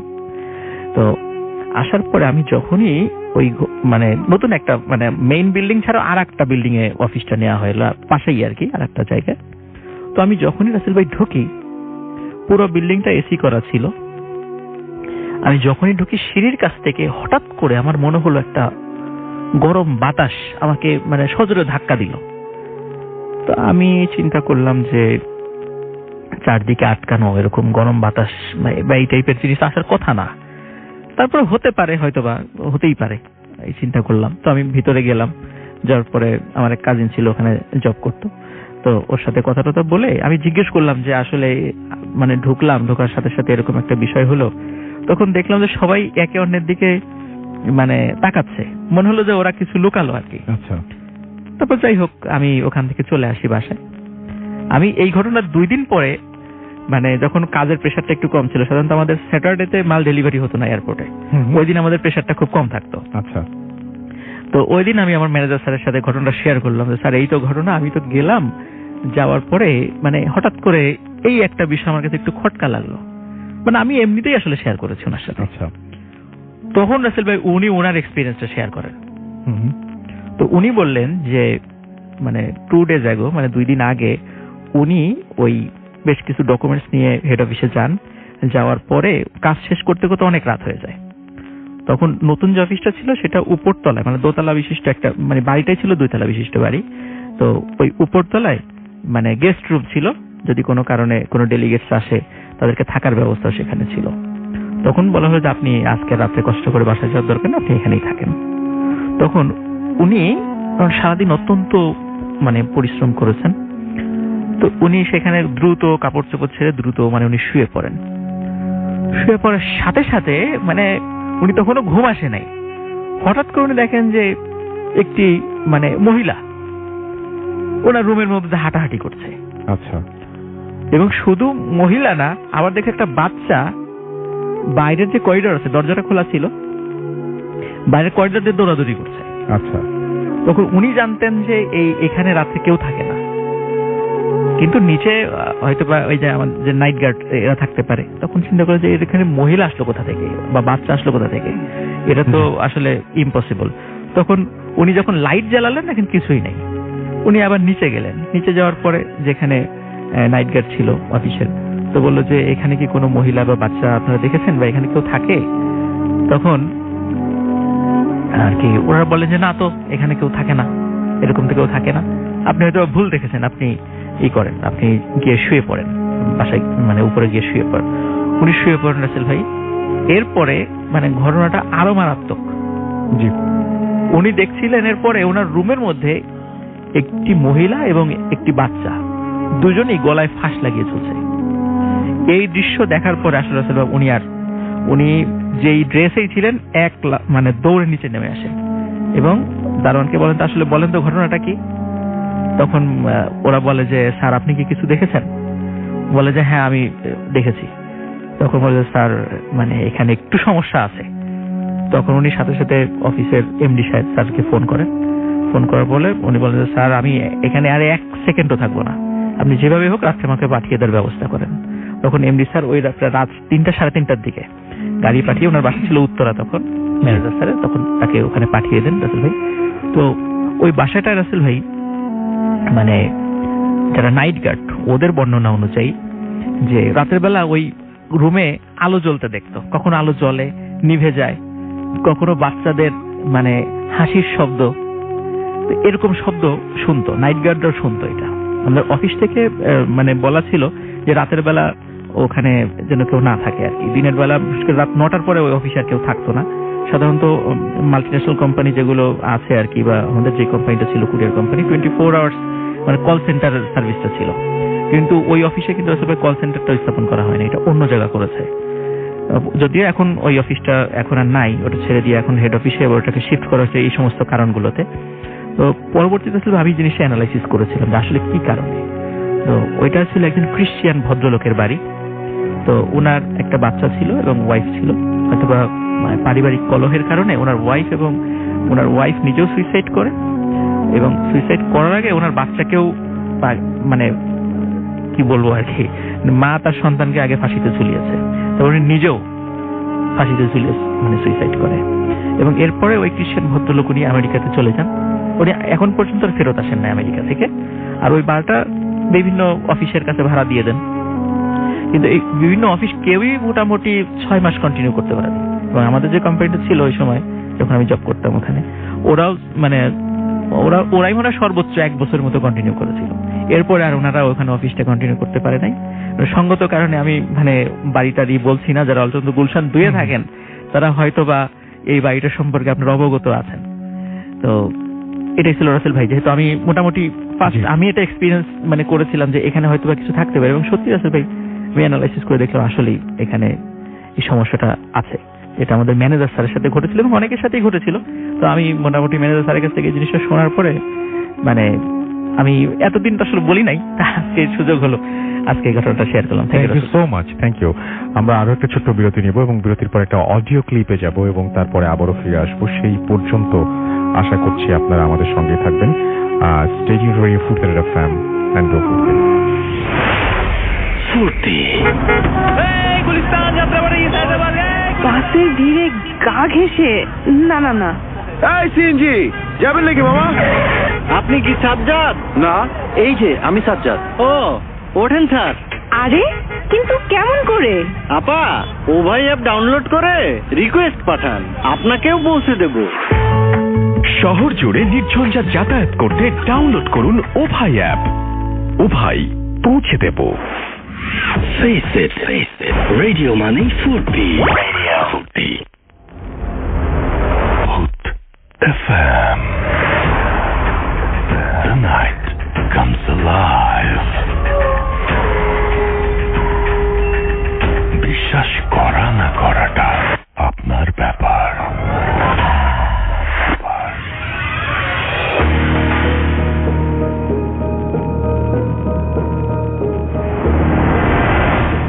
আসসালামু আলাইকুম রাসেল ভাই, আমার নাম আজহার, আমি বলছি কানাডা থেকে। আমি ভূত এফএমের একজন অন্ধ ফ্যান। অনেকদিন থেকে চাচ্ছিলাম যে একটি ঘটনা পাঠাবো, তবে সময় হয়ে উঠছিল না, তো আজ পাঠিয়ে দিলাম। যদি ভালো লাগে তা অবশ্যই প্লে করবেন। এই ঘটনাটা ঘটেছে আমার এক ফ্রেন্ডের বড় ভাইয়ের সাথে। তিনি হচ্ছেন একজন সার্চ অ্যান্ড রেস্কিউ অফিসার। তো একদিন তার সাথে দেখা হওয়ার পর তিনি অনেকগুলো ঘটনা আমার সাথে শেয়ার করেছিলেন। বেশিরভাগ ঘটনাই অদ্ভুত, কিছুটা ভৌতিক। বেশিরভাগ ঘটনা শোনার পর মনে অনেক কোয়েশ্চেন জাগে। যদি আপনাদের কাছে ভালো লাগে তো আমি তার থেকে শোনা আরো ঘটনা আমি পাঠাবো, তবে আজ ছোট্ট একটি ঘটনা শেয়ার করছি। তো ঘটনায় চলে যাই। যা বলছিলাম তার নাম হচ্ছে জিম হল। তিনি কাজে জয়েন করার 6 মাস পর এই ঘটনা ঘটে তার সাথে। তো তারা একটি কল পান যে একজন ক্লাইম্বার 2 দিন কি 3 দিন হয়ে গেছে, এখনো তার কোনো খোঁজ পাওয়া যাচ্ছে না। মানে এই সময়ের ভিতরে তার ফিরে আসার কথা, তবে আসেনি। তো যে জায়গায় এই ঘটনা ঘটে তারা সেখানে যান এবং তাদের টিম ঠিক করা হয় ক্লাইম্বিং করার জন্য। মানে তাদের ধারণা চূড়ায় বা চূড়ার আশেপাশে বা মাঝপথে কোনো এক জায়গায় তিনি হয়তো হারিয়ে গেছেন, আহত হয়েছেন, এরকম সাধারণত এরকম ঘটনা ঘটে থাকে। তো তারা চূড়ে ওঠার প্রস্তুতি নেন। তো অর্ধেক ওঠার পর ওই আহত ব্যক্তি, যার নাম কিনা রবার্ট, তাকে খুঁজে পান। তার ডান পা ভেঙে গিয়েছিল এবং খুব খারাপ ভাবে জখম হচ্ছিলেন তিনি। তার পা দেখে মনে হচ্ছিল তিনি অনেক রক্ত হারিয়েছেন এবং তার এই জখম হয়েছে মূলত উপর থেকে পড়ার কারণে। তো তাদের কাছে সেটা অড লাগে, কারণ যাকে খোঁজা হচ্ছিল তিনি একজন প্রফেশনাল ক্লাইম্বার। জিনিসটা ঘটা খুবই অদ্ভুত। তাও তারা দুর্ঘটনা হতেই পারে, সেজন্য তাকে দ্রুত হসপিটালাইজ করার জন্য হেলিকপ্টার কল করেন। তো হেলিকপ্টার আসার জন্য তারা ওয়েট করছিলেন। ইন দ্য মিন টাইম কয়েকজন মানুষ তাকে আর অন্যান্য যারা অফিসার ছিলেন তারা জিজ্ঞেস করেন যে কি হয়েছিল, কিভাবে তাদের অবস্থা হয়। তখন সবাই অ্যাকচুয়ালি একটা রেশনাল এক্সপ্লেনেশনের জন্য ওয়েট করছিলেন, তবে তিনি যা বলেন সেটি হচ্ছে totally out of the box. তিনি বলছিলেন যে এখানে আসার পর তিনি ক্লাইম্বিং করা স্টার্ট করেন এবং ইভেনচুয়ালি তিনি একদম চূড়ায় উঠে যান। তো চূড়ায় ওঠার পর আমি বলে রাখি যে এই ঘটনা ঘটেছিল সামারে। সো সামারে নর্থ আমেরিকায় অবভিয়াসলি কোনো স্নো থাকবেই না। তো তিনি চূড়ায় ওঠার পর একজন লোককে দেখতে পান। সবচেয়ে অদ্ভুত হচ্ছে ওই সময় ওই লোকটি পার্কা পরেছিল। পার্কা হচ্ছে এক ধরনের জ্যাকেট, খুবই ভারী জ্যাকেট, ঠান্ডার সময় পরা হয়। সাধারণত আপনি যদি -25-30 ডিগ্রি সেলসিয়াস যদি থাকে বাইরে, পার্কা আপনার শরীরকে ভালোই গরম রাখে। বুঝতে পারেন যে এটা খুব ভালো একটা ইনসুলেটর। তো গরমের সময় যখন 25-28-30 ডিগ্রি, এটি পরার কোনো মানেই হয় না, কিন্তু ওই সময় ব্যক্তি পার্কা পরেছিলেন এবং ওনারা শীতের কাপড় চোপড় পরেছিলেন। তো রবার্ট যখন ওই লোককে হালকা ট্যাপ করেন শোল্ডারে কথা বলার জন্য, জাস্ট এমনি ক্যাজুয়াল কথা বলার জন্য ট্যাপ করেন, যখন ওই লোকটি রবার্টের দিকে ফিরে তখন রবার্ট দেখতে পান যে তার মুখের জায়গায় পুরো হলো, মানে পুরো শূন্যস্থান। মুখে কোনো অবয়ব নেই, কোনো কাঠামো নেই, জাস্ট একটি হলো। মনে হচ্ছে অনেকটা দ্য হল অফ ম্যান ছবির মতো। ওই মানুষকে যখন আপনি মানে বৈজ্ঞানিক উপায়ে ইনভিজিবল করা হয়, কিন্তু তার উপর যখন কাপড় চাপানো হয় দেখা যায় যে তার বডি কাপড় নিচে আছে, এটা অ্যাকচুয়ালি কাপড় শোনার পর দেখা যায় যে তিনি নেই, অনেকটা ওই রকম। কিন্তু এটা কখন কোন মুভি না, এটা হচ্ছে রিয়েল লাইফ ঘটনা। ইভেন ওই ঘটনা শোনার সময় আমার হাতের রুম দাঁড়িয়ে গিয়েছিল, গুজবাম হচ্ছিল। যাই হোক, তো রবার্ট ওনাকে এটা দেখে মানে পুরো শক হয়ে যান এবং এটা দেখে এতই বেশি ভয় পান যে উনি তখন নামা শুরু করেন খুব কুইকলি, মানে কোনো প্রিকশন না নিয়ে, কোনো সময় না নিয়ে যত দ্রুত পারেন নামতে শুরু করেন। এবং প্রায় অর্ধেকের কাছাকাছি আসার সময় তার পা হড়কে যায় এবং তিনি খুব খারাপভাবে পড়ে যান একটি মডারেট উচ্চতা থেকে, যার কারণে তার পা ভেঙে যায় এবং সার্ফেসটা খুবই হার্ড হওয়ার কারণে তিনি তার পাও ভেঙে যায় এবং তার চামড়া ছিঁড়ে যায় এবং খুব খারাপভাবে জখম হন এবং তিনি অনেক রক্ত হারান। তো যখন তার এই অবস্থা হয় তখন তিনি বুঝতে পারেন যে তিনি আর নামতে পারবেন না। তো তিনি একটি গর্তের মতো জায়গা আবিষ্কার করেন পাহাড়ের গায়ে এবং সেখানেই লুকিয়ে থাকেন। সবচেয়ে মজার কথা হচ্ছে যে তিনি যখন আঘাতপ্রাপ্ত হন তখন ছিল বিকাল এবং তার প্রায় 1.5 দিন পরে, যদি আমি বলি, তাকে খুঁজে পাওয়া হয়। তার মানে 2 রাত। এই 2 রাতই তিনি কাউকে পাহাড় থেকে ওঠার এবং নামার আওয়াজ শুনতে পান এবং গগন বিদারী চিৎকারের আওয়াজও শুনতে পান ভোরের দিকে। এই ছিল মূলত ঘটনা। এই ঘটনার পর মানে 1.5 দিন পর সকালে তাকে খুঁজে পাওয়া হয়। তো এইটি শোনার পর মানে সবাই একটু হতবাক হয়ে যান যে জিনিসটা আসলে কি। জিনিসটা একবার চিন্তা করুন, সামার একজন লোক পার্কা এবং শীতকালীন কাপড় পরে রয়েছে, কিন্তু তার কোনো বডি নেই, কোনো শরীর নেই, জাস্ট কাঠামোটা রয়েছে, অন্য কিছু নেই। জিনিসটা খুবই অদ্ভুত, অবশ্যই ভৌতিক। যদি আপনি চিন্তা করেন যে আশেপাশে কোনো জনমানব নেই, জিনিসটা খুবই অদ্ভুত। তো এই ছিল ঘটনা। তো এই ঘটনা শোনার পর আমি ওই ভাইকে জিজ্ঞেস করেছিলাম যে আপনার কি মতামত, এটা কি সত্য হতে পারে কি না, মানে উনি কি কোনো ট্রমার কারণে উল্টাপাল্টা দেখছিলেন এরকম কিছু। তখন তিনি বলছিলেন হ্যাঁ, এটা একটা সম্ভাবনা থেকেই যায়, তবে আমার যা মনে হচ্ছে এরকম কিছু হয়নি, কারণ মূলত তিনি একজন প্রফেশনাল ক্লাইম্বার। তো ট্রমার কারণে তিনি এরকম উল্টাপাল্টা বলবেন বা অত্যধিক পরিশ্রমের কারণে বলবেন, এই জিনিসটা আসলে মানা যায় না। এবং ওই সময় খুব খুব মানে এক্সট্রিম কোনো ওয়েদার ছিল না, যে কারণে তিনি এই জিনিসটা বলতে পারেন, মানে হাই টেম্পারেচার বা হাই কোল্ড এরকম কিছুই ছিল না। তো এটা কেন বলতেন তিনি? আর দ্বিতীয় কারণ হচ্ছে যে আমার জবের কারণে আমি অনেক উদ্ভট ঘটনা শুনেছি এবং এটা তার মধ্যে একটা। তো সেই জন্য আমি কখনোই এগুলো অবিশ্বাস করি না, কারণ এগুলো ঘটে। আরো অন্যান্য অনেক অদ্ভুত ঘটনা আমার সাথে ঘটেছে যা আমি দেখেছি। সাধারণত আমরা এগুলো কারোর সাথে শেয়ার করি না, কারণ অনেক সময় মানুষজন বিশ্বাস করবে না। তো রাসেল ভাই, এই ছিল আমার ঘটনা। যদি ভালো লাগে অবশ্যই শেয়ার করবেন, আর ইভেন যদি লিসেনারদের ভালো লাগে তাহলে আমি ওনার কাছ থেকে শোনা আরো কিছু অদ্ভুত ঘটনা শেয়ার করবো। তাহলে আজ এই পর্যন্তই, আল্লাহ হাফেজ। Face it, Radio Money Foodie. Radio Foodie. Hoot FM. The night comes alive. বিশ্বাস করা না করাটা আপনার ব্যাপার।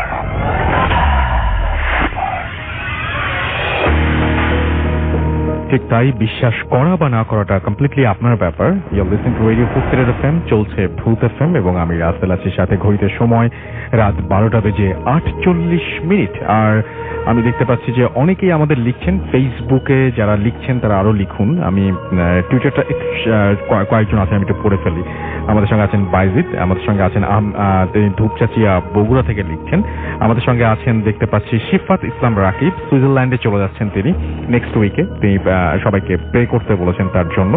আমাদের সঙ্গে আছেন দেখতে পাচ্ছি এছাড়াও পপি, এছাড়াও আমাদের সঙ্গে আছেন দেখতে পাচ্ছি তাহমিনা আফরিন তুলি, এবং তিনি বলছেন যে ফাইনালি তিনি ভূত এফএম পেয়েছেন এন্ড হোল উইক তিনি ওয়েট করেছেন ভূত এফএমের জন্য। থ্যাংক ইউ ভেরি মাচ আমাদের সঙ্গে থাকার জন্য।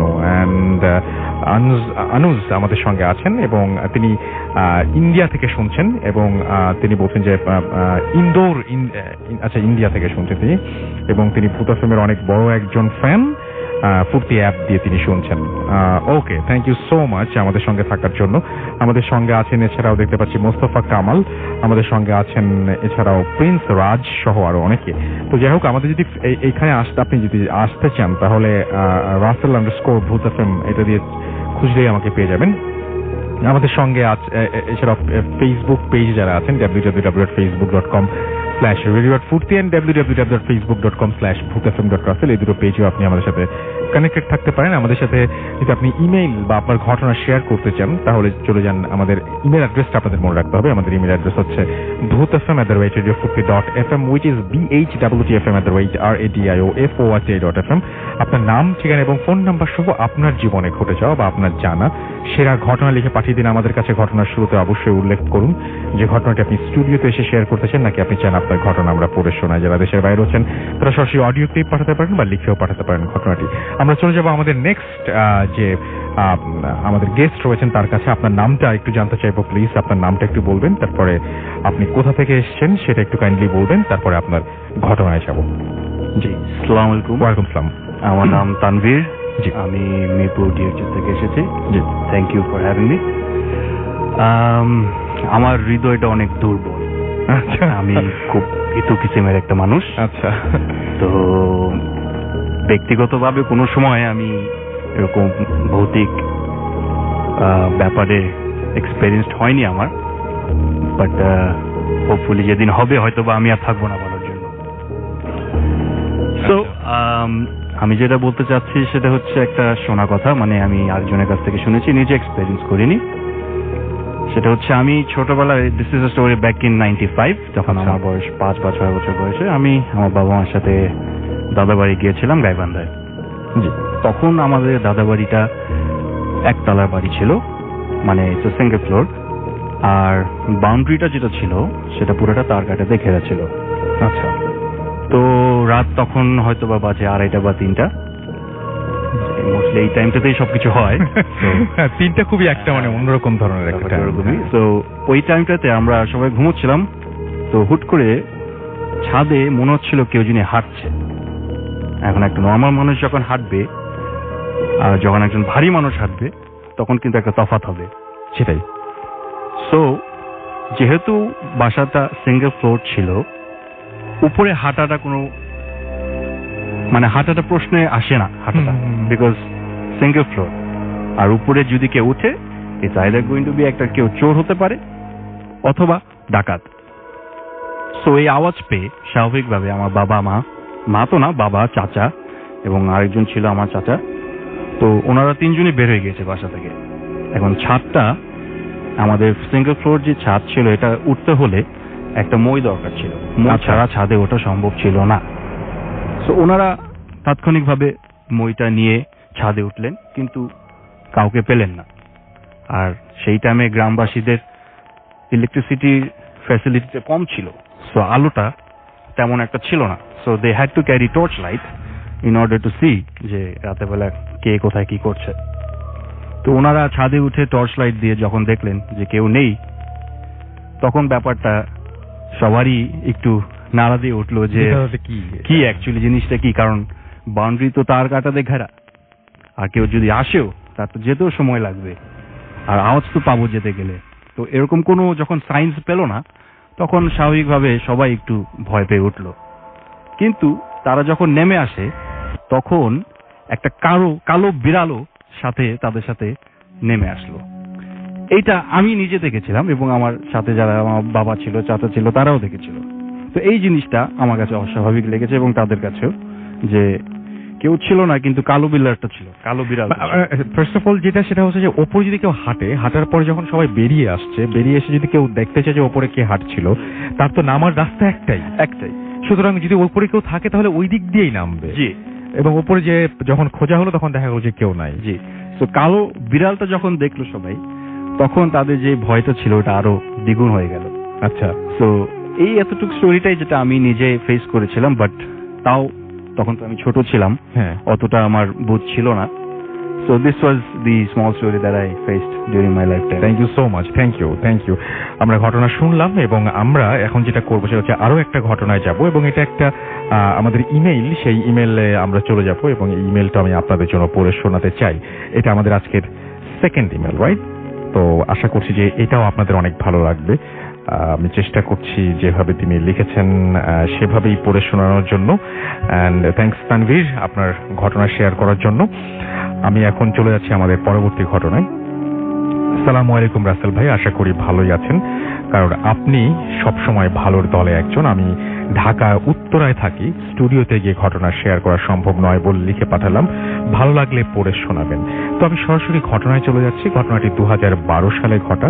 আমার বাপদাদার পূর্বপুরুষরা এখানে ছিল, তাই এই শহরে ছোট্ট থেকে বড় হই। শুনেছি গ্রাম নাকি অনেক সুন্দর হয়, কিন্তু আফসোস আমার গ্রামের বাড়ি নেই। আমাদের বাসাটা 3 তলা, আমরা 3য় তলায় থাকি, বাকি 1ম ও 2য় তলা ভাড়া দিয়েছি। আমাদের 2য় তলায় একজন ভাড়াটিয়ার সাথে আমাদের খুব ভালো সম্পর্ক ছিল। তারা স্বামী স্ত্রী আর একটা 6 বছরের মেয়ে নিয়ে থাকত। তাদের গ্রামের বাড়ি ছিল টাঙ্গাইল।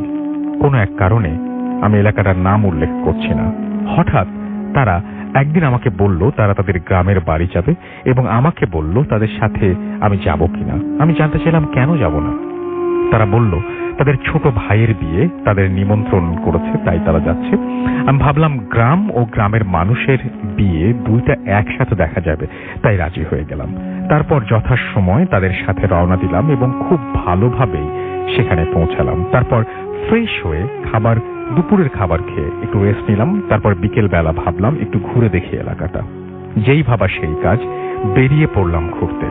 গরমের সময় গ্রামটায় ঘুরতে বেশ ভালোই লাগছিল, তবে কিছুটা অবাক হচ্ছি, কারণ এলাকায় অনেকটা গাছ, 1 থেকে 2টা সাইনবোর্ড লাগানো, আর তাতে মানুষের নাম ও তারিখ লেখা। ভাবলাম হয়তো গাছগুলোর মালিকের নাম। যাই হোক, আমি ঘুরতে লাগলাম। একটু পর একটা নদীর তীরে দাঁড়িয়ে মুগ্ধ হয়ে দেখছি। তারপর ফিরে এলাম বাসায়। তাদের বাড়ির পাশে একটা বাসার পেছনের উঠোনে একটা মাচা ছিল, সেখানে গিয়ে বসলাম। এলাকার সব জায়গা থেকে এই জায়গাটা মনে হলো একটু বেশি ঠান্ডা আর একটু বেশি বাতাস। হঠাৎ নজর গেল সেই বাড়ির উঠোনের শেষ প্রান্তে একটা গাছ দেখে। মনে হচ্ছে খুব পুরনো একটা গাছ, আর তাতে 2টা সাইনবোর্ড দেয়া আছে। আমি গাছটির সামনে গিয়ে ভালো করে বোঝার চেষ্টা করছি এটা কি গাছ। হঠাৎ আমাদের ভাড়াটিয়ার ছোট ভাই এসে বলল, এখানে কি করেন? এটা ভালো জায়গা না, চলেন বাসায় যাই। আমি কৌতূহল নিয়ে জিজ্ঞেস করলাম, সামনের ওই বড় গাছটা কি গাছ? ওইটা বকুল গাছ। আমি অবাক হয়ে গিয়েছি এবং অবাক হয়ে দেখছি গাছটা, কারণ এত বড় বকুল ফুলের গাছ আমি এর আগে কখনোই দেখিনি। যাই হোক, আমি আর সেই ভাই চলে এলাম বাসায়। সন্ধ্যায় হালকা নাস্তা করার পর আবার সেই মাচায় গিয়ে বসলাম, কারণ গরমের মধ্যে এই জায়গাটা অনেক ঠান্ডা, খুব ভালোই লাগছে। বসে বসে মোবাইলে ভিডিও গান দেখছি আর কি। হঠাৎ হালকা একটা গরম বাতাস আমার বুকে পড়লো, যেমন আমার মুখের সামনে যদি কেউ এসে নিঃশ্বাস ফেললে যেমন হয় ঠিক তেমন। পরপর 3 বার এমন হলো। আমি একটু অবাক হলাম, তারপর ভাবলাম হয়তো আমার নিঃশ্বাস আমার গায়ে লাগায় আমি চমকে গেছি, এই বলে একটু হাসলাম। কিন্তু তার কিছুক্ষণ পর আমি পানি পড়ার শব্দ পেলাম। কেউ যদি 1 জগ পানি গাছে ওপর থেকে একেবারে ঢেলে ফেললে যেমন হয়, যেমন শব্দ হবে ঠিক সেরকম। বাসার পেছনে লাইট না থাকায় অনেকটা অন্ধকার হয়ে আছে, বুঝলাম না ঠিক কোথায় পানি পড়লো। সব থেকে বড় কথা হলো আমি বিকেলে ওই জায়গাটা ভালো করে দেখেছিলাম, ওখানে কোনো পানি বা পুকুর কিছুই ছিল না। পানি আসবে কোথা থেকে? এইসব ভাবতে ভাবতে আমরা সেই ভাড়াটিয়ার ভাবি তার মেয়েকে নিয়ে আমাদের কাছে আসলো। আমি তাকে বললাম আমি এমন শব্দ পেয়েছি। সে বলল এই জায়গাটা ভালো না, এই বলে চলে আসতে বলল। আমি চলে এলাম। বলে রাখা ভালো যে গ্রামের অধিকাংশ বাড়ি টিন শেডের। তো রাতে খাবার দাবার খেয়ে শুয়ে মোবাইল নিয়ে আমি বিজি আছি। আর আমার সাথে আমার ভাড়াটিয়ার সেই ছোট ভাইকে থাকতে বলা হয়েছে এবং এও বলা হয়েছে রাতে যেন আমি বাইরে না যাই। তো রাতে প্রায় 12টা বাজে হঠাৎ আমার ঘরের টিনের চালে আওয়াজ হচ্ছে। যদি কোনো বাঁশঝাড় থেকে কোনো বাঁশের আগা টিনের চালে লেগে থাকে আর বাতাসে নড়তে থাকে তাহলে যেমন আওয়াজ হবে ঠিক সেরকম আওয়াজ হচ্ছে, অথচ তাদের বাসার আশেপাশে কোনো বাঁশঝাড় নেই। তাহলে এটা কিসের আওয়াজ? যাই হোক, আওয়াজটা কিছুটা সময় পর থেমে যায়। আমি আর পাত্তা না দিয়ে আবার ফোনের দিকে খেয়াল দিলাম। রাত 1টা দিকে আমি মোবাইল রেখে ওয়াশরুমে যাব বলে যে সেই ভাইকে ডাক দিলাম এবং তার সাথে ওয়াশরুমে গেলাম। একটু পরে বাড়ি থেকে বেরিয়ে দেখলাম সেই ভাইটার চেহারায় ভয়ের ছাপ। আমি জিজ্ঞেস করলাম কি হয়েছে? সে বলল কিচ্ছু না, জলদি ঘরে চলেন। আমি তার সাথে ঘরে গিয়ে জিজ্ঞেস করলাম কি হয়েছে বলেন, আপনি ভয় পেলেন কিভাবে? সে বলল কিছু না। আমি জোর করে অনুরোধ করার পরেও সে কিছু বলল না। অতঃপর শুয়ে পড়লাম। সকালে ঘুম থেকে উঠে দেখি সবাই অনেক আগেই উঠে পড়েছে। আমি বাইরে বেরিয়ে দেখি সবাই চুপচাপ। আমি আর কিছু জিজ্ঞেস করিনি, যদিও আমার মনে একটু খটকা থেকেই গেছে। সকালবেলা খাওয়ার পর আমাকে সেই ভাই আবার বলল আমাদের সাথে মার্কেটে যাবেন, বিয়ের কিছু শপিং করতে হবে। আমি বললাম যেতে পারি একটা শর্তে, যদি কাল রাতে কেন ভয় পেয়েছেন সেটা আমাকে বলেন তাহলেই যাব। সে আর কিছু না বলে চলে গেল। আমি কিছুটা মন খারাপ করলাম দেখে সে আবার এসে বলল রাতে বলবো, তুমি সাবধানে থেকো, এই বলে চলে গেল। আমিও সেই অপেক্ষায় ছিলাম। সবাই চলে যাওয়ার পর বাসায় চাচি, ভাবি আর তার মেয়ে আছে। আমি গিয়ে চাচির সাথে কথা বলতে শুরু করলাম। চাচি আমাকে বলল আজ তুমি কোথাও ঘুরতে চেও না? আমি বললাম কেন চাচি? সে বলল এই এলাকাটা তেমন ভালো না, তাছাড়া তুমি এখানে নতুন, পরে কিছু হলে তোমার ফ্যামিলির লোকজনদের খারাপ লাগবে। আমি বললাম এখানে কি ডাকাতি বা গাছ নিয়ে মারামারি হয় নাকি? কারণ অনেক গাছে দেখলাম মালিকের নাম লেখা। চাচি কিছুক্ষণ চুপ থেকে বলল ওগুলো মালিকের নাম নয়। আমি অবাক হয়ে জিজ্ঞেস করলাম তাহলে ওগুলো কার নাম? চাচি বলল আমাদের এলাকায় প্রায় রাতেই মানুষ নিখোঁজ হয়, তাদের পরের দিন সকালেই তাদের লাশ পাওয়া যায়। কোনো না কোনো এক গাছের ডালে ফাঁস লেগে ঝুলে আছে, কিন্তু কেন বা কিভাবে মারা যায় তা কেউ জানে না। আর এমনটা বেশি হওয়ায় লাশের ডেড বডিটা বা লাশের যেখানে মারা গেছে সেই জায়গাটা মনে রাখার জন্য সেই গাছে তার নাম ও মারা যাওয়ার তারিখ লিখে সাইনবোর্ড দিয়ে রাখে। আমি অবাক হয়ে জিজ্ঞেস করলাম তাহলে পাশের বাসার পেছনে সেই বকুল গাছটা ওখানে? এটুকু বলতেই চাচি আমাকে থামিয়ে দিয়ে বলতে লাগলেন ওই বাসায় 3 ভাই ছিল, তার মধ্যে বড় 2 জন ওই গাছেই মারা যায়। তারপর চাচি হলুদ বাটার কাজে লেগে যান, কারণ আগামীকাল সেই ভাইয়ের গায়ে হলুদ ছিল। আমি এই কথাগুলো ভাবতে ভাবতে সেই বকুল গাছের কাছে যাই আর অবাক হয়ে দেখতে থাকি গাছটার দিকে। ভাবতে ভাবতে এতটাই গভীরে চলে যাই, মনে হচ্ছে লাশ 2টা ওখানেই ঝুলছে। আমি আন্দাজ করতে পারছি। হঠাৎ ওই বাড়িতে কল চাপার আওয়াজ শুনতে পাই। আমি আস্তে আস্তে সেই বাড়িতে ঢুকি আর সেই বাড়িটা আন্টি দেখি যে কল চাপছে। আমি সালাম দিলাম। উনি আমাকে বললেন আরে তুমি ওদের মেহমান তাই না? আমি বললাম জি, সম্মতি দিলাম। উনি বললেন বসো। তো তুমি কি মনে করে আমাদের বাড়িতে? আমি বললাম এমনি একটু হাঁটছি, আসলে চেয়েছিলাম একটু ঘুরবো, কিন্তু চাচি যেতে মানা করলো, বলল এলাকাটা ভালো না, তাই আপনার সাথে গল্প করতে আসলাম। তারপর আমি আন্টিকে আমতামতা করে বললাম, আন্টি আপনার বড় ছেলে মারা যায় কিভাবে? বলে আমি আন্টির দিকে তাকিয়ে বুঝলাম অনেক বড় ভুল একটা প্রশ্ন করে ফেলেছি। আন্টি কিছুক্ষণ আমার দিকে তাকিয়ে থেকে বলতে লাগলেন, আমি আন্টির কথা স্বরূপ লিখছি, জানি না কি থেকে কি হয়ে গেল। বিকেলে ছেলেটা আমার বাজারে গেল, আর ফিরে এলো না। রাতে অনেকক্ষণ অপেক্ষা করার পর অবশেষে ওর বাবাকে বলি ছেলের খোঁজ নিতে। তার বাবা তাড়াতাড়ি বাজারে গিয়ে তার বন্ধুর দোকানে গিয়ে তার ছেলের খোঁজ নেন, কিন্তু ওর বন্ধুরা বলল সে তো অনেক আগেই বাজার থেকে বাসার দিকে রওনা দিয়েছে, এখনো বাসায় যায় নাই। আঙ্কেল বললেন, না, তাই তো আমি বাজারে এলাম। তারপর তার বন্ধুরা মিলে অনেক খোঁজাখুঁজি করলো, কিন্তু পেল না। পরদিন সকালে তার লাশ ওই বকুল গাছে ঝুলন্ত অবস্থায় পাওয়া যায়। তারপর বাড়িতে শোকের ছায়া নেমে আসে। বিকেলে ছেলের দাফন কাফন করার পর সবাই ঘরে বসে আছে। হঠাৎ রাত 12টার পর বাড়ির পেছনে সেই বকুল গাছ থেকে কারো হাঁটার আওয়াজ পাওয়া যায়। মনে হয় কেউ এই দিকেই আসছে। একটু পর আওয়াজটা থেমে যায়। হঠাৎ ঘরের পেছন থেকে কেউ ভাঙা গলায় বলে, মা। এরপর আওয়াজ শুনে আন্টি শোয়া থেকে উঠে বসে কান খাড়া করে আবার শোনার চেষ্টা করে। একটু থেকে আবার সেই আওয়াজটা আসে, মা। এবার আন্টি বুঝতে পারে এটা তার ছেলের গলা। আন্টি কিছু না বুঝেই ঘাট থেকে নেমে ছেলের কাছে ছুটে যায়। ঠিক এমন সময় বাকিরা সবাই তাকে টেনে ধরে ফেলে। আন্টি ছেলের নাম ধরে ডাক দেওয়ার আগেই তারা আন্টির মুখ চেপে ধরে আর কানের কাছে ফিসফিস করে বলে, ও তোমার ছেলে নয়, আমাদের ছেলে মারা গেছে। ঠিক এমন সময় আবার আওয়াজ এলো, মা। তারপর আমার মেজো ছেলে বলে, কে কে ওখানে? তারপর আর কোনো আওয়াজ আসে না। তারপর থেকে প্রায় রাতে তাদের ঘরের পেছনে কেউ এসে দিনে টোকা দেয়। আবার মাঝরাতে কারো হাঁটার আওয়াজ পাওয়া যায়।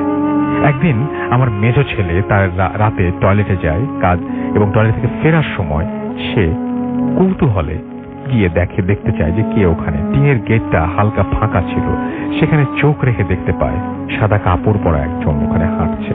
একটু ভালো করে দেখার জন্য গেটটা খুলে আর একটু ফাঁকা করতে গেলে টিন থেকে একটা আওয়াজ বের হয়।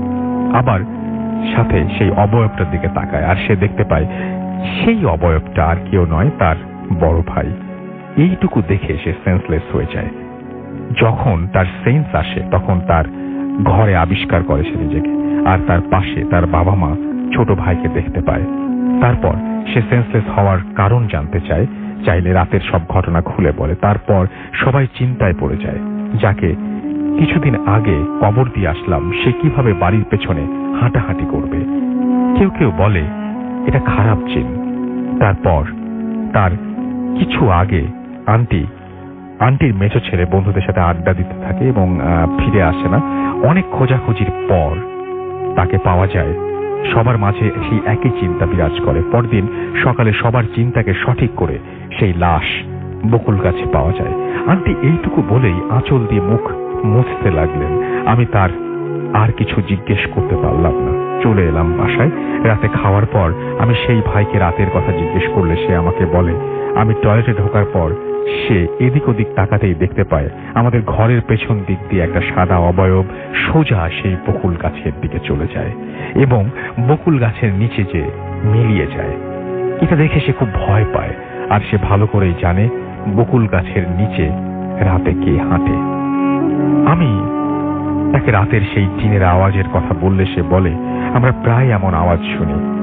প্রথম ভয় লাগলেও এখন আর পাত্তা দিই না। তারপর আমি সেখানে 4-5 দিন থেকে ঢাকায় চলে আসি। এই ছিল ঘটনা। গুছিয়ে লিখতে পারলাম কিনা জানি না, ভুল হলে ক্ষমা করবেন। আর ঘটনাটা ভালো লাগলে পড়ে শোনাবেন। আমার ঘটনা ও লেখাগুলো ভালো লাগলে আমাকে জানাবেন, তাহলে উৎসাহের সাথে আরো ঘটনা লিখে পাঠাবো। আমার কাছে আমার নানুকে নিয়ে জিন সম্পর্কে বেশ কিছু ঘটনা আছে। ভূত এফএম দীর্ঘজীবী হোক। আমার নাম ও ঠিকানা গোপন রাখার অনুরোধ করছি। ওকে, আমি পড়লাম না। Thank you very much. এই ছিল ঘটনাটা, এবং আমরা চলে যাব আমাদের আফনান ভাইয়ের কাছে আরো একবার, এবং আফনান ভাই আপনার কাছে আরো একবার আরেকটা ঘটনা শুনবো। আশা করছি এই ঘটনাটি আপনাদের ভালো লাগবে। তবে তার আগে একটু আমি আসলে কিছু কমেন্ট না পড়লেই মুশকিল, আমি একটু পড়ে ফেলি। আমি দেখতে পাচ্ছি যেখানে অনেকে লিখছেন এবং আমাদের সাথে আছেন এই মুহূর্তে কামরুল ইসলাম, আফনান ভাইয়ের ঘটনা ভালো লাগছে, নাইম ইসলাম নাইম, অনেক জোস স্টোরি, এমডি মেহেদি হাসান আমাদের সাথে আছেন নারায়ণগঞ্জ থেকে, নয়ন আমাদের সাথে আছেন এবং তিনি শুনছেন আমাদেরকে এই মুহূর্তে। আমাদের সঙ্গে আছেন দেখতে পাচ্ছি এমডি ফখরুল ইসলাম মাহিম, এছাড়াও আছেন আমাদের সঙ্গে আকবর হোসেন, বংশাল থেকে শুনছেন তিনি, এমডি আউলাদ হুসাইন। অনেকদিন পর একটা ভালো ইমেইল শুনলাম, সত্যি কিনা বুঝতে পারছি না কিন্তু ভালো লাগলো। নিঃসঙ্গ পানকৌড়ি বলেন সেকেন্ড ইমেইলটা অনেক ভয়ঙ্কর। মাহিন খান হৃদয় বলছেন খুব ভয় লাগছে। তানভীর ফারাবি আমাদের সঙ্গে আছেন, প্রিন্স শহীদুল আমাদের সঙ্গে আছেন, আমাদের সঙ্গে আছেন উসমান গনি, এছাড়াও জুবাইর আহমেদ রোমিও আমাদের সঙ্গে আছেন। সুপার হিট স্টোরি তিনি লিখেছেন, লিটন নাটোর থেকে লিখেছেন। দ্বিতীয় ইমেলটি অনেক ভয়ানক এবং রক্তহীন করা ছিল। তাহসান ইসলাম অনিল আমাদের সঙ্গে অলি আমাদের সঙ্গে আছেন এবং আমাদের সঙ্গে আছেন দেখতে পাচ্ছি নাইম ইসলাম নাইম, আমাদের সঙ্গে আছেন দেখতে পাচ্ছি মাহিন খান হৃদয়, হাসিবুর রহমান দীপু আমাদের সঙ্গে আছেন, আমাদের সঙ্গে আছেন ইপন খান হৃদয়, এছাড়াও মোহাম্মদ সালমান খান আমাদের সঙ্গে আছেন, নাইভার ম্যান ইমন আমাদের সঙ্গে আছেন, আমাদের সঙ্গে আছেন দেখতে পাচ্ছি এছাড়াও প্রিন্স শহীদুল, আমাদের সঙ্গে আছেন লিটন, আহমেদ শাহিদ আমাদের সঙ্গে আছেন, বাইজিদ আমাদের সঙ্গে আছেন, মোসাদ্দাম হুসাইন আমাদের সঙ্গে আছেন, আমাদের সঙ্গে আছেন দেখতে পাচ্ছি দেব অয়ন, এছাড়া আমাদের সঙ্গে আছেন জাহিদুল খান, সঞ্জিদা সুমি, মাহিন হৃদয় সহ আরো অনেকে আমাদের সঙ্গে আছেন। থ্যাংক ইউ ভেরি মাচ আমাদের সঙ্গে থাকার জন্য। আমাদের যে রেডিও ফুর্তির যে পেজটা সেখানে অনেকে আছেন এবং মোমো আমাদের সঙ্গে আছেন এবং বলছেন থ্যাংক ইউ ব্যাক করার জন্য। লাস্ট ফ্রাইডে তিনি মিস করেছেন সেটা তিনি বলছেন। শিশির আহমেদ আমাদের সাথে আছেন, ইমেলটা সত্যি অনেক ভয়ের ছিল ভাইয়া, শুনে ভয় লাগছে। খন্দকার এমডি, আচ্ছা এটা শিশির আহমেদ লিখেছেন আমাদেরকে। খন্দকার এমডি আসিফ রোহান আমাদের সঙ্গে আছেন, আমাদের সঙ্গে আছেন মোহাম্মদ রকুনুজ্জামান, টাঙ্গাইল থেকে শুনছেন তিনি। PM মইনুল আমাদের সঙ্গে আছেন, আমাদের সঙ্গে আছেন তারানা তানজুম, এছাড়াও আমাদের সঙ্গে আছেন দেখতে পাচ্ছি মেহরাজ হোসাইন, এছাড়াও আছেন আমাদের সঙ্গে নাহিদ মাহমুদ সিয়াম, আরিয়ান সজীব আমাদের সঙ্গে আছেন, মুখতার হুসাইন আমাদের সঙ্গে আছেন, ইকবাল নয়ন আছেন আমাদের সঙ্গে, হায়াত ইসলাম হৃদয় আমাদের সঙ্গে আছেন, আমাদের সঙ্গে আছেন দেখতে পাচ্ছি আরফিন ফাহিম, এছাড়াও আমাদের সঙ্গে আছেন দেখতে পাচ্ছি শৌকত আহমেদ সহ আরো অনেকে। আমরা চলে যাব আবারও আপনার ভাইয়ের কাছে। আপনার ভাই চলুন আপনার তৃতীয় ঘটনাটা শুনে আসি। থ্যাংক ইউ রাসেল ভাই আমাকে আবার সুযোগ দেওয়ার জন্য। জি ভাইয়া, এখন যেটি শেয়ার করবো এটা আমাদের রাজবাড়ির ঘটনা। জি, তো ঘটনাটি আসলে অনেক আগে, প্রায় আমাদের মুক্তিযুদ্ধের আগের ঘটনা। তো যার সঙ্গে ঘটেছিল ওনার নাম ছিল হচ্ছে জলিল। উনি পেশায় হলো কসাই ছিলেন, মানে ওনার প্রফেশনটা ছিল কসাই। বয়স খুব বেশি ছিল না, তো বয়স 20 থেকে 25-এর মধ্যে ছিল বয়স। ওনার বাড়ি ছিল রাজবাড়ির সদর থানার অধীনেই উড়াকান্দা নামক একটা জায়গা আছে, এটা একদম নদীর পারে আর কি, একদম পাশে। তো রাজবাড়ি তো পদ্মা নদীর পাশে অবস্থিত, বেশ একদম নদীর কাছাকাছি ওনার বাড়ি ছিল। উনি সাধারণত সন্ধ্যার পরে সাইকেল ছিল, সাইকেল চালিয়ে বাসায় চলে যেতেন, মানে এটা ছিল তার দৈনন্দিন মানে একটা কাজ আর কি। তো একদিন উনি কোনো কারণে বেশ কিছু কাজ শেষ করতে করতে দেরি হয়ে যেত, কারণ ওনাদের কাজটা ছিল রসুল ভাই ওই পরের দিন যেই পশুগুলো জবাই করা হবে সেগুলো একটু ম্যানেজ করে তারপর যেতে না। এই জন্য আবার কখনো কখনো এটা ম্যানেজ করতে একটু দেরি হয়ে যেত। তো ওই দিন কোনো কারণে একটু দেরি হয়ে যায়, উনি সাইকেল চালায় বাসার দিকে যাচ্ছিলেন। তো বাসার দিকে যাওয়ার সময় তো আমাদের ওই ওরাকান্দার যে রাস্তাটা আছে, যারা রাজবাড়ী জেলায় থাকবেন আছেন তারা জানেন, সেখানে দাঁতশি নামক একটা জায়গা পড়ে। দাঁতশি পার হয়ে ওরাকান্দা এর মধ্যবর্তী জায়গাটা বেশ ফাঁকা, দুপাশে একদম ফাঁকা থাকে, এখনো ফাঁকা, এখনো মানে বেশ শুনশান জায়গা এটা। তো উনি যখন যাচ্ছিলেন তখন চাঁদের আলো, তো হঠাৎ করে দেখলেন রাস্তার পাশে একটি বিড়াল এবং ওই বড় বিড়ালের সাথে ছোট ছোট বাচ্চা বিড়াল, মানে ওই এটা হলো মা বিড়াল সাথে 4-5টা তার বাচ্চা আর কি। তো রাস্তার পাশে মানে খেলা করছে আর কি। জি, আসলে উনি যেহেতু মানে অনেক সময় দেখা যাচ্ছে যে আমরা ভাইয়া যখন রাস্তাতে যাই কোনো কারণ ছাড়াই দেখা যায় একটা কুকুর যাচ্ছে, কুকুরকে আমরা একটা ঢেল মারি, অথবা আমরা কোনো বিড়ালকে আঘাত করি, এটা কিন্তু আমাদের অনেকেরই এই বদ অভ্যাসটা আছে। উনি যখন সাইকেল চালিয়ে যাচ্ছিলেন তো ওরার মধ্যে হঠাৎ করে একটা মানে দুষ্ট চিন্তা মানে মাথায় চেপে বসে। উনি করলেন কি, সাইকেলটা হঠাৎ করে ওই যখন দেখলেন কাছাকাছি চলে আসছে, বিড়াল রাস্তা থেকে সরে না, তখন উনি ওই দুষ্ট চিন্তাটা মাথায় শুনি করে কি সাইকেলটা বিড়ালের গায়ের উপর দিয়ে চালায়। আচ্ছা, উনি মনে করছে এটা একটা ফান হিসাবে নিয়েছেন আর কি। মানে স্বাভাবিকভাবে আমরা পশুদেরকে আঘাত করি, উনি ওইভাবেই একটা ফান মজা হিসাবে এটা নিয়েছেন। তো উনি যখন এই কাজটি করেন, একবার পিছন দিকে তাকান, তখন দেখলেন যে ওই বড় বিড়ালটা খুব ছটফট করছে। মানে একটা পশুকে যদি জবাই করে ফেলা হয় তখন দেখা যায় যেমন ছটফট করে, লাফালাফি করে, বিড়ালটা ওইভাবে ছটফট করছে। তখন উনি একটু খুশি হন যে যাক, আঘাত দিতে পারছি, ভালো, রাস্তার পাশে থাকবেই কেন, এরকম একটা ভাব আর কি ওনার। তো উনি বাড়িতে চলে যান। তো এরপর রাসেল ভাই মানে যেটা হয় আর কি, এরপরই থেকে আসলে ঘটনাটা শুরু। আচ্ছা, তবে এই বিড়ালের সাথে কি ঘটনাটা ঘটেছিল সেটা আমি একটু বলে তারপর আমি মূল ঘটনাতে যাব। ওখানকার স্থানীয় যারা লোক, যারা কৃষি কাজ করতো, যখন ভোরবেলা তারা কৃষি কাজ করার জন্য এসেছে, যখন দেখে যে একটি বিড়াল এরকম মৃত অবস্থায় পড়ে আছে এবং 4-5টা বাচ্চা ওই বিড়ালের ডেড বডির পাশে বসে আছে। এখন যে লোকই মানে ওই বিড়ালটা রাস্তা থেকে সরাতে যায়, ওই বাচ্চাগুলো সরাতে দেয় না, মানে কিছুতেই ওখান থেকে সরাতে দেবে না। আচ্ছা, তখন মানে ওরা বাচ্চাগুলো হয়তো বুঝতে পারছে এই ডেড বডিটা নিয়ে হয়তো বা ওরা কোথাও ফেলে দেবে, কিন্তু কোনো একজন ব্যক্তি, একজন ফজরের নামাজ পড়ে যখন আসছিলেন তখন দেখলেন এই অবস্থা, তখন বললেন যে এই বিড়ালটাকে এইভাবে ফেলে দেওয়া ঠিক হবে না, তো এটাকে আমরা দাফন করে দিই, মানে এমনি মাটিতে দাফন করে দিই।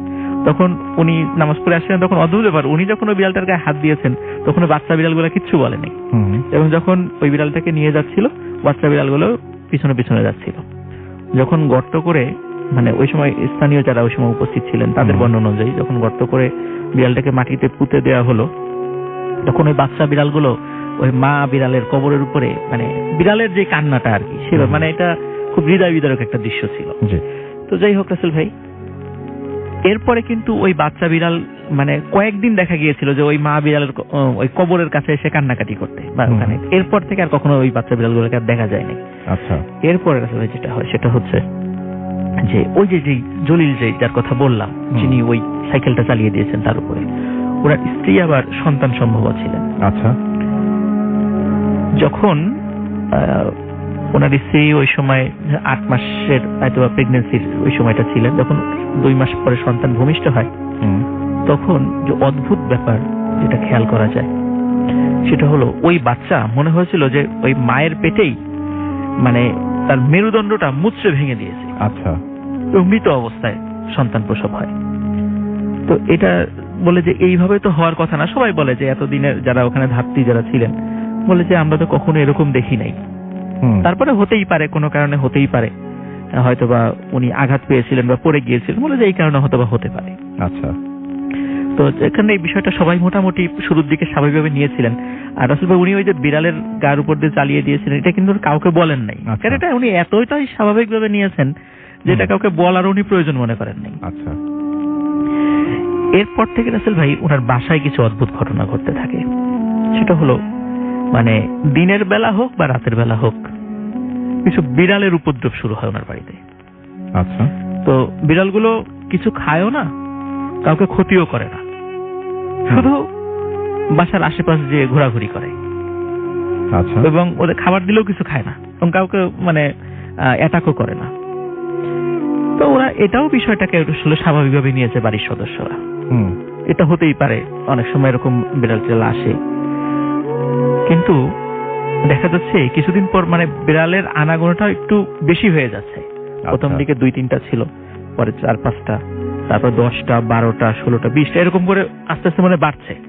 মানে বিড়ালটা এমন একটা অবস্থা যে বাড়ির চারদিকে বিড়ালগুলো থাকে, কিন্তু বাড়ির কাউকে ক্ষতিও করে না। কিন্তু মানে খুবই একটা অদ্ভুত ব্যাপার যে এত বিড়াল ওই বাড়িতে কোথা থেকে আসছে।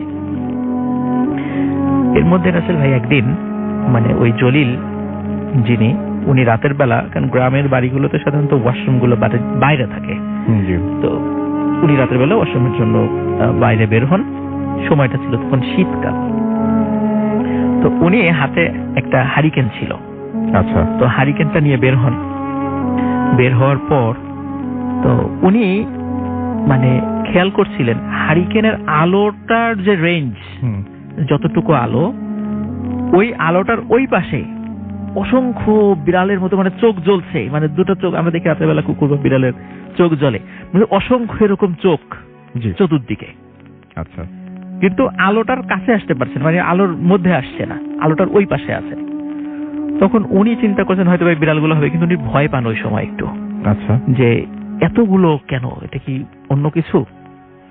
তখন উনি যেটা করেন সেটা হলো যে ওয়াশরুমে যাওয়াটা একটু দেরি করে উনি হারিকেনটা নিয়েই ওই বিড়ালগুলোকে তাড়া করা শুরু করেন। আচ্ছা, তখন তাড়া করার পরে দেখে সবগুলো চলে গেছে। তখন উনি যখন আবার ওয়াশরুমে যাবেন তখন দেখেন যে আগের থেকেও দ্বিগুণ পরিমাণ বিড়াল চতুর্দিকে। আচ্ছা, তখন উনি চিন্তা করেন মনে হয় যে দিনের বেলা মানে এগুলা গিয়ে আরগুলোকে ডেকে নিয়ে আসছে, উনি এটা মনে করেন। উনি আবার সেগুলোকেও তাড়িয়ে দেন। তখন মনে হলো যেগুলো তাড়িয়েছে তার থেকেও আরো দ্বিগুণ পরিমাণ বিড়াল চলে আসছে এখানে, এবং ওই আলোর ভিতরে তার আসতে পারছে না। আচ্ছা, তখন উনি চিন্তা করেন এটা মোটেও স্বাভাবিক বিষয় নয়। তখন উনি যেটা করেন সেটা হলো যে তখন উনি ওনার ঘরের দিকে যেতে থাকেন। এর মধ্যে কি হয় রাসেল ভাই, আসলে ওই হারিকেনটাতে আবার তেল ছিল খুবই কম, এটা উনি খেয়াল করেন নাই। উনি দেখলেন যে হারিকেনের তেলটা ফুরিয়ে গেছে, যে কোনো সময় হারিকেনটা বন্ধ হয়ে যাবে, এবং উনি খেয়াল করছেন এই আলোর রেঞ্জের মধ্যে আসতে পারছেন না। উনি এটাও বুঝলেন যে যখনই এই আলোটা বন্ধ হয়ে যাবে তখনই এই বিড়ালগুলো আমাকে অ্যাটাক করবে। তখন উনি ঠিক ঘরের কাছাকাছি যখন আসার পরে হারিকেনটা ফেলেই এক দৌড়ে ঘরে চলে যান। তখন উনি জানালা দিয়ে দেখেন যে হাজার হাজার বিড়াল ওনার দরজার বাইরে। আচ্ছা, তখন উনি চিন্তা করেন যে এই ঘটনাগুলো কেন ঘটছে। তখন উনি পরিবারের সাথে শেয়ার করেন যে আমি তো এইরকম একটা ঘটনা ঘটেছিল, তো আমি তো বিষয়টা খুব স্বাভাবিকভাবে নিয়েছিলাম, কিন্তু এখন এই যে বাসায় যে এই পরিমাণ বিড়ালগুলো আসছে আমার মনে হয় ঘটনা। তখন উনি যেটা করেন, উনি ওই যেখানে ওই বিড়ালটাকে উনি আঘাত করেছিলেন সেখানে আশেপাশের লোকদের কাছে জিজ্ঞাসা করেন। তখন বলে হ্যাঁ আসলে আমরাও তো এরকম একটা অদ্ভুত টাইপের বিড়ালকে কবর দিয়েছি, তো বিড়ালটা কবর দেওয়ার পর এরকম বাচ্চাগুলো আমরা দেখেছিলাম, এই ধরনের সব বিষয়গুলো উনি বর্ণনা করেন। তখন উনি বলছেন যে এটা আসলে কোনো স্বাভাবিক বিড়াল ছিল না। তখন এদিকে রাসেল ভাই ওনার যতগুলো সন্তানের পরে হয়েছিল প্রত্যেকেরই কিন্তু তারা মৃত অবস্থায় ভূমিষ্ঠ হয়েছে, এবং প্রত্যেকেরই একই রকম অবস্থা, মনে হচ্ছে ওদেরকে কেউ মানে মুচড়ে ওদের কোমরটা ভেঙে দিয়েছে। এইভাবে ওনার প্রায় 6-7টা বেবি ওনার এইভাবে মৃত অবস্থায় প্রসব হয় ওনার ওয়াইফের। তো এরপরে ভালো একজন মানে আলেমের সাথে পরামর্শ করেন। তখন বলেন যে আসলে ওই বিড়ালটা ছিল একটা মা বিড়াল, ওরা এমনিতেই চাঁদের আলোতে খেলা করছিল, তোমার উচিত হয় নাই ওর গায়ের উপর দিয়ে সাইকেলটা চালিয়ে দেয়া। তখন যেহেতু তুমি এটা অন্যায় করেছো, তো এটার পানিশমেন্ট হিসেবে এটা হচ্ছে, তো এটার সমাধান হলো যে আল্লাহর কাছে দোয়া করো, কারণ যেহেতু হত্যার বদলে হত্যা, ওরা জিনরা এটাই বিশ্বাস করে। তো আল্লাহর কাছে দোয়া করো, আল্লাহ যদি ওদের মনটা নরম করে দেয় হয়তোবা তুমি এই জায়গা থেকে বের হয়ে আসতে পারবে। তো তারপর রাসেল ভাই একজন ভালো আলেমের সাথে পরামর্শ করার পরে উনি আবার মানে নাম বলছি না, উনি বর্তমানে ঢাকার বর্তমানে না মানে অনেক আগে ঢাকার একটা স্বনামধন্য মাদ্রাসায় মুহাদ্দিস হিসেবে কর্মরত ছিলেন। তো উনি এখন আর জীবিত নাই। তো উনি ওই জিনদেরকে ডেকেছিলেন। তখন ওরা বলেছিল যে সে যেহেতু ইচ্ছাকৃতভাবে ঘটনাটা ঘটিয়েছে সুতরাং আমরা মানে প্রতিশোধ নেবই। তখন উনি বলেছিলেন যেহেতু একটা মানুষ উনি অন্যায় করেছেন, ওনার অনাগত সন্তানগুলো তার কোনো অন্যায় করেনি, তো তোমরা ওনাকে ছেড়ে দাও, ওনার পাপের প্রায়শ্চিত্ত যথেষ্ট হয়েছে, ওনাকে এবার মুক্তি দাও। তখন বলেছিলেন যে আপনি যেহেতু একজন খুবই পরহেজগার ব্যক্তি, তা ও যদি ওয়াদা করে যে আর কখনো এইভাবে মানে অকারণে কোনো মানে পশুকে বা কাউকে কষ্ট দেবে না, তাহলে আমরা চিন্তা ভাবনা করে দেখতে পারি। তো ওই আলেমের রিকোয়েস্টেই পরবর্তীতে মানে ওই জিন্না তাকে ক্ষমা করে দেয় আর কি, এবং তারপর থেকে উনি স্বাভাবিকভাবেই জীবনযাপন করেন। ওনার সন্তানরা এখনো জীবিত আছে, মানে এখনো পরবর্তী সন্তানগুলো হয়েছিল তো তারা স্বাভাবিকভাবেই হয়েছিল। ওনার বংশধররা এখনো আছে আর কি, তারা ওরাকান্দায় বসবাস করে, রাজবাড়ী জেলা ওরাকান্দা নামক গ্রামে। আচ্ছা, তো এখানে রাসেল ভাই আমরা ওই যে শুরুতে যে বিষয়টা বললাম যে এই যে রাতের বেলা হোক বা দিনের বেলা হোক অকারণে বিভিন্ন প্রাণীদেরকে কষ্ট দেয়া, এটা হোক সেটা জিন না যাই হোক সেটা, কিন্তু এটা এভাবে কিন্তু আমাদের ধর্মেও কিন্তু বা হাদিসে বলা আছে যে অকারণে কোনো প্রাণীকে যেন আমরা কষ্ট না দিই। যে কোনো সময় এই ধরনের একটা বিপদ চলেই আসতে পারে। থ্যাংক ইউ রাসেল ভাই। Thank you so much, thank you, আপনাকে অনেক অনেক ধন্যবাদ। এবং আশা করছি এই ঘটনাটা আপনাদের ভালো লেগেছে। একটা ছোট্ট বিরতি নিব, বিরতির পরে একটা অডিও ক্লিপে যাব, তারপরে আবারও ফিরে আসবো। সেই পর্যন্ত আমাদের সঙ্গে থাকুন। Stay tuned radio Foorti FM and do ফুর্তি।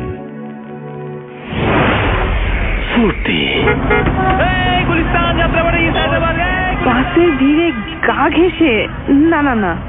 এই সিএনজি যাবেন নাকি মামা? আপনি কি সাজ্জাদ? না, এই যে আমি সাজ্জাদ। ও ওঠেন স্যার। আরে কিন্তু কেমন করে? আপা ওভাই অ্যাপ ডাউনলোড করে রিকোয়েস্ট পাঠান, আপনাকেও পৌঁছে দেব। শহর জুড়ে নির্ঝঞ্ঝাট যাতায়াত করতে ডাউনলোড করুন ওভাই অ্যাপ। ওভাই, পৌঁছে দেব। Face it, radio money ফুর্তি, radio ফুর্তি, Hoot FM. The night comes alive.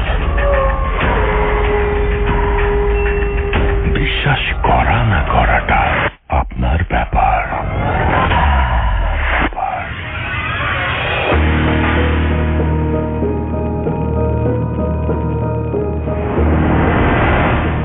আসসালামু আলাইকুম রাসেল ভাই। আমি যে আমার ঘটনাটা শেয়ার করতে যাচ্ছি সেটা সম্ভবত 2011 ও 12 দিকে, আমি এক্স্যাক্টলি মনে করতে পারছি না। আর আমার যে ঘটনাটি এটা আসলে ভূত এফএম মানে রাসেল ভাইকে নিয়ে। আমি আজও জানি না যে আমার ঘটনাটি কি কোনো ভৌতিক বা কোনো ভূত সম্বন্ধনীয়, বা এতটুকু আমি বলতে পারবো যে ঘটনাটি খুবই ইন্টারেস্টিং। সো আমি যখন বাংলাদেশে ছিলাম লাইক 2000, আমি ভূত এফএম শোনা শুরু করি লাইক 2011 থেকে। সো আমি অনেকটি এপিসোড মিস হতো না, সবসময় শুনতাম। এক কথায় আমি খুব বড় ফ্যান হয়ে গেছিলাম ভূত এফএম এর। সো এক্স্যাক্টলি আমি এই সালটি মনে হচ্ছে না আমার, মেবি 2012 অথবা 13 দিকে একটি এপিসোডে রাসেল ভাই আপনি বলেছিলেন যে, আপনি কি জোকস করে বলেছিলেন নাকি সত্যি বলেছিলেন জানি না, আপনি বলেছিলেন যে যদি তুমি ভূত দেখতে চাও তাহলে রাত্রে বাথরুমে গিয়ে তুমি তোমার লাইট অফ করে 1 মিনিট অথবা 3 মিনিট এই যে মিররের সামনে দাঁড়ানোর জন্য, তারপর কি হয় সেটা আপনাকে জানানোর জন্য। আমি আসলে বুঝেছিলাম যে আপনি ব্যাপারটা আসলে মজা করে বলেছিলেন। আমি ট্রাই করার জন্য জিনিসটা করেছিলাম। আমি তো মানে মনে মনে হাসছিলাম যে এটা আবার হয় নাকি, এটা আসলে ওই কি বলেছিলেন। আমি এক্স্যাক্টলি যখন ট্রাই করলাম তখন লাইক তখন আমি বাথরুমের লাইটটি অফ করলাম, and then I was standing like 1 minute, not even 1 minute, it was like 30 seconds. Then what happened, তখন কি হয়েছিল যে আমি আসলে এটা কল্পনাই করতে পারছিলাম না যে এটা কি সত্যি আমার সাথে ঘটেছিল। আর আমি এখনো এক্স্যাক্টলি আমার ফেসটা আমার মনে আছে যে আমি দেখলাম যে হঠাৎ করে একটা মানে আমরা গ্রামের লোকজন যাকে পাগল বলি, মানে একটা লোক বলি পাগল, লাইক বস্তা টাইপের কিছু একটা পাড়াছিরা কাপড় পিনদে আবার পরে, ওরকম একটা লোক আমাকে সামথিং এরকম মানে জানলার ভিতরে থেকে মানে exactly soundless, like he didn't do it like sound, or he was just booed me, and then I was really scared, and then what I did, I ran away to my room. So আমি তখন একটু বই পেয়েছিলাম যে আমি এক দৌড় দিয়ে আমার রুমে যাই। তারপর আমি রুমে গিয়ে আমার লাইট অফ করে কি করি, তখন সম্ভবত কোনো একটা ম্যাচ হচ্ছিল, লাইক ক্রিকেট ম্যাচ অথবা সাকার ম্যাচ। তখন আমি লাইক ব্যাপারটা ভুলে যাই। তারপর আমি ওই যে ম্যাচটা দেখতে শুরু করি, সম্ভবত বাংলাদেশের ম্যাচ ছিল অথবা কোনো একটা সাকার ম্যাচ ছিল। তারপর আমি ব্যাপারটা সম্পূর্ণ ভুলে যাই। তারপর কি হয়, তখন আমি আমার নিয়ম মাফিক আমি ঘুমিয়ে পড়ি লাইক ঘড়ি 12টা 1টা অথবা 2টার দিকে।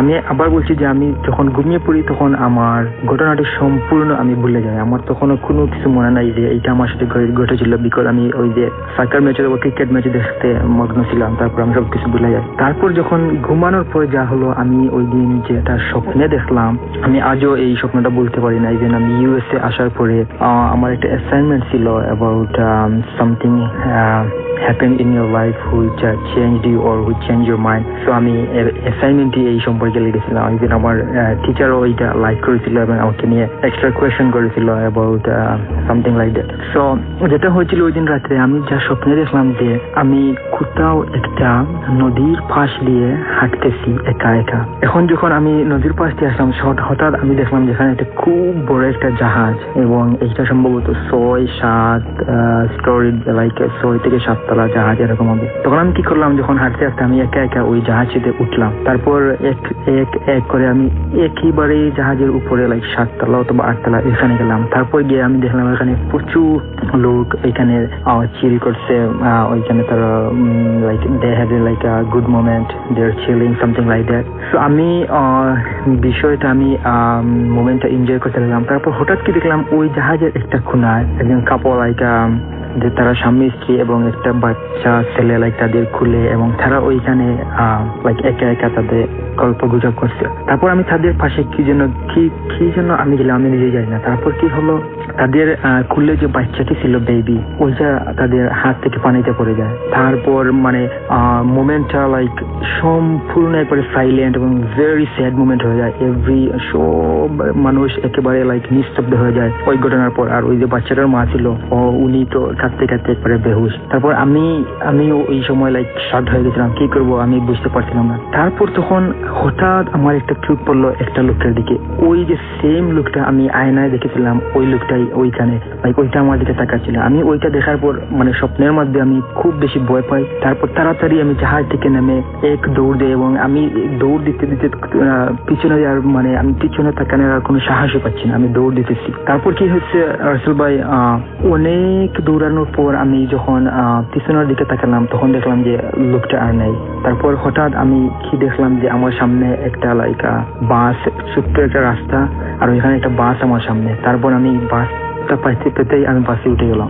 তারপর মানে আমি মনে মনে বললাম বেঁচে গেল, মানে আমি খুব আনন্দ ভোগ করলাম মনে মনে যে আমি বেঁচে গেলাম এইরকম একটা ইনসিডেন্ট থেকে। তারপর আমি কি করছিলাম, আমি ওই যে বাসের একটা জানালার সাইডে বসছিলাম।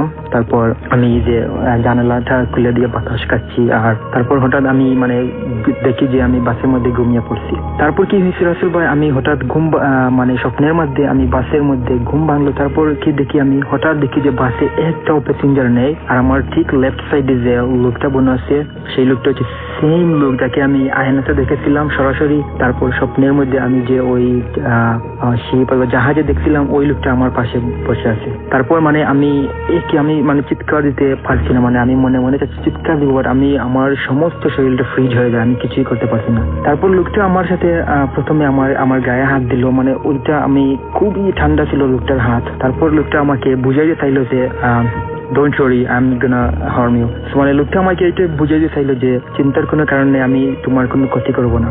তারপর লোকটা একটাই কথা আমাকে বলেছিল, ওই যে তার মানে স্বপ্নের মাধ্যমে লোকটা আমার হাতে কোনো একটা জিনিস দিছিল। তারপর লোকটা ওই একটাই কথা আমাকে বলেছিল, লাস্ট সেন্টেন্স যেটা বলে, ওই সেন্টেন্স আমি এখনো ওইটা লিখে রাখছি এবং ওই সেন্টেন্সটা আসলে খুবই উপকারী আমি মনে করি আমার লাইফের জন্য। যে লোকটা যে সেন্টেন্সটা বলেছিল যে, সো বেসিক্যালি লোকটা বলছিল যে এই যে পৃথিবী, মাটি, মানুষ, নদী, পাহাড়, পর্বত যা কিছু আছে, যা কিছু আমরা দেখতে পাই বা না দেখতে পাই, সবকিছুই সৃষ্টি হয়েছে একটা রিজনে। আর এই সব কিছুই এমনিতেই কখনো সৃষ্টি হয় না, সবকিছু সৃষ্টি করার একটা উদ্দেশ্য রয়েছে। আর যেই এই সবকিছু সৃষ্টি করেছেন তিনি হচ্ছেন সেই মহান সত্তা। সেটাই ছিল ভাই আমার ঘটনা। যদি ভালো লাগে শেয়ার করবেন। And advance thank you so much for sharing. And আমি আগে বলেছি ভাই এটা ভৌতিক ঘটনা কি না তা আমি জানি না, তবে obviously I think it's interesting event and you guys like it. FM. The night comes alive. বিশ্বাস করা না করাটা আপনার ব্যাপার।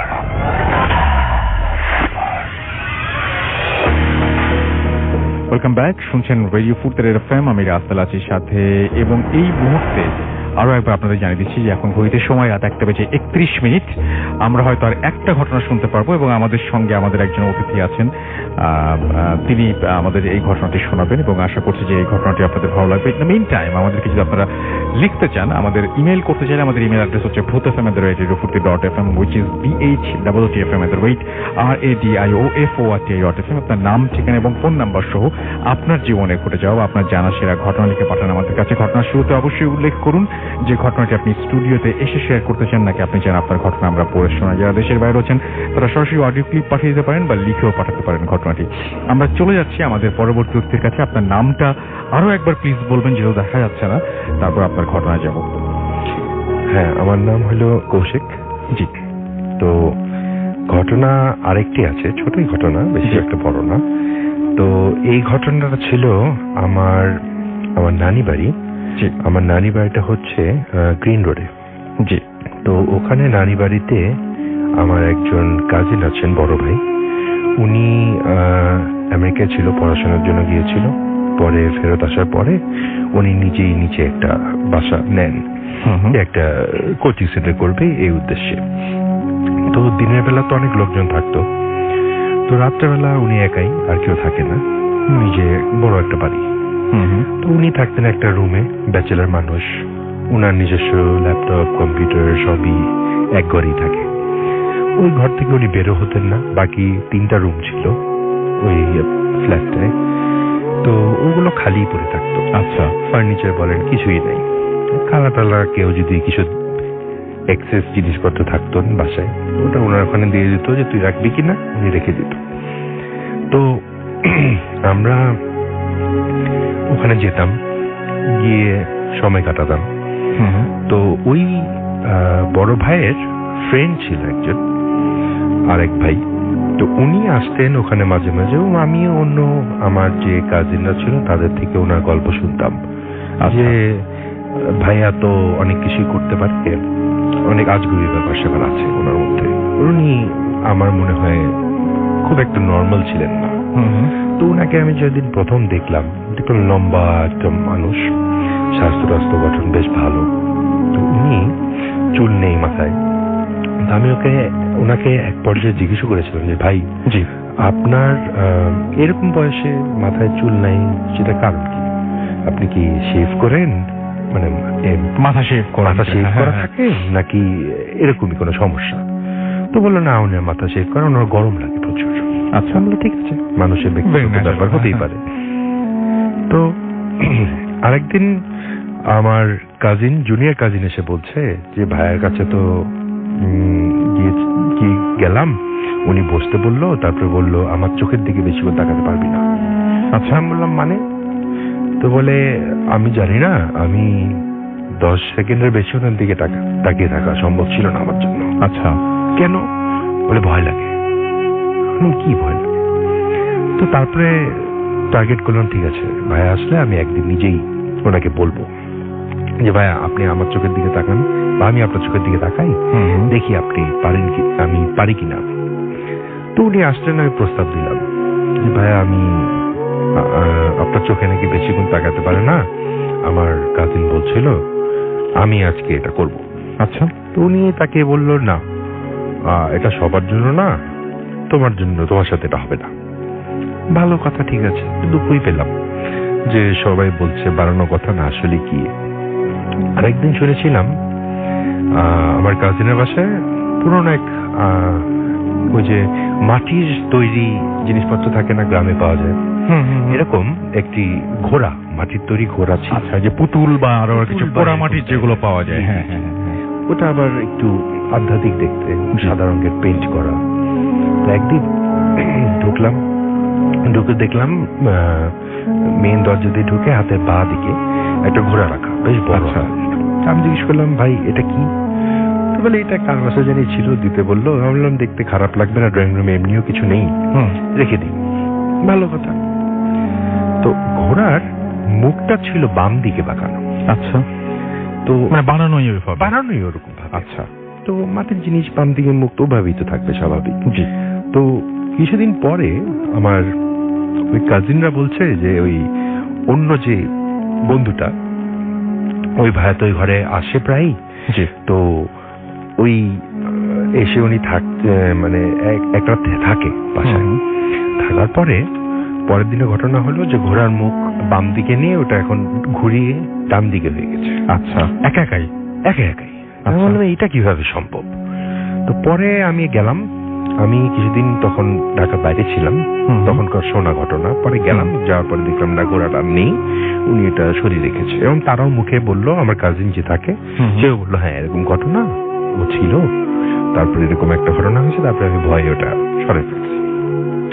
তখনও একটু ব্যাপারটা খটকা লাগলো যে কি বলে এরা। আর আরেকটা ঘটনা ছিল, মানে যেটা শুনেছি সেটা হলো সেই বন্ধু উনি যখন থাকতেন উনি নাকি সারা রাত ঘুমোতে পারেন না। আচ্ছা। উনি সারা রাত জেগে গিটার বাজাতে হতো। ওনাকে জানি কে বলে গিটার বাজাতে, এই জন্য গিটার বাজায়। আচ্ছা, এটাও শোনা। তো এইগুলো হলো ডেভেলপমেন্ট স্টোরি, যেগুলো শুনে তারপরে একদিন এক কারণে, কোন একটা কারণবশত ওই ঘরে, ওই ফ্ল্যাটে আমাদের থাকতে হবে। আচ্ছা। রাত হয়ে গেছে, আমিও বাসায় যাইনি। তো আমার সেই কাজিনের ছোট ভাই, সে এবং আমরা শুভ হলো পাশের রুমটায়। আচ্ছা। আর কাজিনের রুমে উনি শুবেন। তো শোয়ার আগে আমার ওই সেই ছোট কাজিনটা, সে আবার একটু ভীতু প্রকৃতির। তো সে শোয়ার আগে আমাকে বলছে, কৌশিক তুমি আমার সাথে থাকো, কারণ এখানে তো অনেক কিছু শুনছি, তো আমি তো একটু ভয় পাচ্ছি না। আরে সমস্যা নেই, কি আর হবে, চলো ঘুমাই। তো শুতে গেলাম, আনুমানিক মনে হয় রাত 1টা বা 1:30টার দিকে গল্প করে আমরা ঘুমাতে গেলাম। তখন শোয়ার কিছুক্ষণ পরে শুনি গিটারের শব্দ, হালকা একটা গিটারের শব্দ কানে আসছে। আমি শুনে কিছু বলার আগেই আমার কাজিন ঘুরে আমাকে বলতেছে, তুমি শুনছো? আমি বললাম, কি আওয়াজ পাওয়া যাচ্ছে একটা? বলে, হ্যাঁ গিটারের শব্দ, একই সুর, পাচ্ছ? বললাম, হ্যাঁ পাচ্ছি। ও উঠে বসে লাইট অন করলো। লাইট আর বন্ধ করা যাবে না, এই ঘরেও থাকা যাবে না, চলে যাই। আমি বললাম, আরে থাকো, 2টা মিনিট থাকো, দেখো না কি হয়। হ্যাঁ, আমি যেটা বললাম, আমার এগুলো বিষয়ে ভয় একটু কম, কিন্তু তখন একটু চিন্তা আসলো যে গিটারের শব্দ হয়তো আশেপাশে কেউ বাজাচ্ছে, ওটার আওয়াজ হবে। কিন্তু মজার বিষয়টা এটা ছিল, যেটা সন্দেহজনক, যে একই সুর বারবার কেন বাজবে, এটাই হচ্ছিল। পরে তো কাজিন বলল, না এখানে তো আমি থাকবো না, জোর জবরদস্তি। পরে আমার কাজিনের রুমে গেলাম, ওনাকে জাগানো হলো, বলা হলো এই ব্যাপার। আপনার রুমের বসে ছিল, টায়ার্ড ছিল। উনি খালি বললো, ঠিক আছে এক কাজ করো, তোমরা তাহলে আমার রুমের সামনে শো। আমরা ম্যাট্রেস ট্যাট্রেস নিয়ে তার রুমের সামনে ঘুমিয়ে পড়লাম রাত্রে। আমি তো ঘুমিয়েছি, এখন কাজিনের ঘুম হয়নি, কিন্তু তার সাথে ছিলাম। আচ্ছা, এই আর কি ঘটনা। Thank you so much, thank you, অনেক ধন্যবাদ আপনাকে। এবং আমি দেখতে পাচ্ছি যে আমাদের এখানে টুইটারে অনেকে লিখছেন। হানিফ আমাদের সাথে আছেন খুলনা সিটি থেকে, আমাদের সঙ্গে আছেন মইনুস সাগর, এছাড়াও নিজাত তাজরিয়ান আমাদের সঙ্গে আছেন দেখতে পাচ্ছি মইনুস সাগর, জান্নাত নিম আমাদের সঙ্গে আছেন, আবু নোমান ফয়সাল আমাদের সঙ্গে আছেন দেখতে পাচ্ছি, এছাড়াও প্রিন্স রাজ আছেন আমাদের সঙ্গে, সজীব আমাদের সঙ্গে আছেন, SK মিলন, এছাড়াও আমাদের সঙ্গে আছেন দেখতে পাচ্ছি মুশরান সিদ্দিকী আমাদের সঙ্গে আছেন দেখতে পাচ্ছি, MD আরিফুর রহমান, এছাড়াও আমাদের সঙ্গে আছেন দেখতে পাচ্ছি আবু নোমান ফয়সাল আমাদের সঙ্গে আছেন, আরিফুর রহমান, এছাড়াও মনিরুজ্জামান আমাদের সঙ্গে আছেন, নাসিম প্রেম আমাদের সঙ্গে আছেন দেখতে পাচ্ছি, এছাড়াও আরো অনেকেই, SS সাব্বির সহ আরো অনেকেই। থ্যাংক ইউ ভেরি মাচ যারা এতক্ষণ পর্যন্ত আমাদের সঙ্গে ছিলেন, আপনাদেরকে অনেক অনেক অনেক অনেক ধন্যবাদ। এবং আশা করছি যে আপনারা এনজয় করেছেন। আমাদের যে ভূত এফএমের পেজ আছে রেডিও ফুর্তির, সেখানে আমি দেখতে পাচ্ছি অনেকেই আছেন, আমাদের সঙ্গে আছেন দেখতে পাচ্ছি মোসাদ্দাম হোসেন, অ্যাঞ্জেল মুনা আমাদের সঙ্গে আছেন প্রিন্স শহীদুল, এছাড়াও মোহাম্মদ সালমান খান আমাদের সঙ্গে আছেন, ফারজানা ইসলাম আমাদের সঙ্গে আছেন ইমন খান হৃদয়, এছাড়াও আছেন আমাদের সঙ্গে শাহা অভিরাজ, আমাদের সঙ্গে আছেন CM মবিহুর পুলক, এছাড়াও জাকির হোসেন আমাদের সঙ্গে আছেন দেখতে পাচ্ছি, MD জাহাঙ্গীর আলম, লামিসা অরিন আমাদের সঙ্গে আছেন, এবং আমাদের সঙ্গে আছেন দেখতে পাচ্ছি সাদ্দাম আরোহী সাকিব আমাদের সঙ্গে আছেন দেখতে পাচ্ছি, ওবায়দুল্লাহ, সাব্বির হাসান আমাদের সঙ্গে আছেন, প্রিন্স শহীদুল আমাদের সঙ্গে আছেন, শাউন ইসলাম আমাদের সঙ্গে আছেন মোহাম্মদ সালমান খান, এছাড়াও আমাদের সঙ্গে আছেন দেখতে পাচ্ছি প্রিন্স সহ আরিয়ান প্রিন্স আমাদের সঙ্গে আছেন, জুবায়ের আহমেদ আমাদের সঙ্গে আছেন দেখতে পাচ্ছি, আমান আহমেদ আমাদের সঙ্গে আছেন দেখতে পাচ্ছি, এছাড়াও খন্দকার সাব্বির সহ আরো অনেকে। থ্যাংক ইউ ভেরি মাচ যারা এই পেজটাতে ছিলেন। রেডিও ফুর্তির যে পেজটা, সেখানেও দেখতে পাচ্ছি আমাদের সঙ্গে অনেকেই আছেন এই মুহূর্তে, এবং আমাদের সঙ্গে আছেন দেখতে পাচ্ছি এই মুহূর্তে যারা, তাদের মধ্যে আরিয়ান সজীব আমাদের সঙ্গে আছেন, সুহানুর রহমান, বোরহান কবির আমাদের সঙ্গে আছেন দেখতে পাচ্ছি, MD শিমুল নাসিম, এছাড়াও মুখতার হোসেন আমাদের সঙ্গে আছেন, উৎস কুমার দে আছেন আমাদের সঙ্গে, নাইম হাসান আছেন আমাদের সঙ্গে, সুমন মন্ডল আছেন, মেহেদি CSK আমাদের সঙ্গে আছেন, আবু নোমান ফয়সাল আমাদের সঙ্গে আছেন, আরিয়ান সজীব, সিয়াম আহমেদ তন্ময় আছেন আমাদের সঙ্গে, অভিরূপ পল, এছাড়াও আমাদের সঙ্গে আছেন দেখতে পাচ্ছি, এছাড়াও আরো অনেকেই, ইকবাল নয়ন আমাদের সঙ্গে আছেন, পবিত্র পোদ্দার আমাদের সঙ্গে আছেন, আমাদের সঙ্গে আছেন ফারদিন হক, সামান্তা মেহজাবিন অমি আমাদের সঙ্গে আছেন, আশিক মাহমুদ নীল আমাদের সঙ্গে আছেন, আমাদের সঙ্গে আছেন কমান্ডো সাইফুল, এছাড়াও আমাদের সঙ্গে আছেন দেখতে পাচ্ছি সাকিব, সতীনাথ সহ আরো অনেকে। থ্যাংক ইউ সো মাচ যারা এতক্ষণ পর্যন্ত আমাদের সঙ্গে ছিলেন। আমাদেরকে ইমেইল করার অ্যাড্রেসটা হচ্ছে bhutfm@radiofurti.fm, which is bhwtfm@radiofurti.fm। আপনার নাম, ঠিকানা এবং ফোন নাম্বার সহ আপনার জীবনে ঘটে যাওয়া সেরা ঘটনা লিখে পাঠিয়ে দিন আমাদের কাছে। ঘটনার শুরুতে অবশ্যই উল্লেখ করুন যে ঘটনাটি আপনি স্টুডিওতে এসে শেয়ার করতে চান নাকি আপনি চান আপনার ঘটনা আমরা পড়ে শোনাই। যারা দেশের বাইরে রয়েছেন তারা সরাসরি অডিও ক্লিপ পাঠাতে পারেন বা লিখেও পাঠাতে পারেন ঘটনাটি আমাদের কাছে। কথা হবে আবারও আগামী শুক্রবার। সেই পর্যন্ত সবাই ভালো থাকবেন, সুস্থ থাকবেন, সুন্দর থাকবেন, মোস্ট ইম্পর্টেন্টলি ফুর্তিতে থাকবেন। আজকের মতো এখানেই শেষ করছি।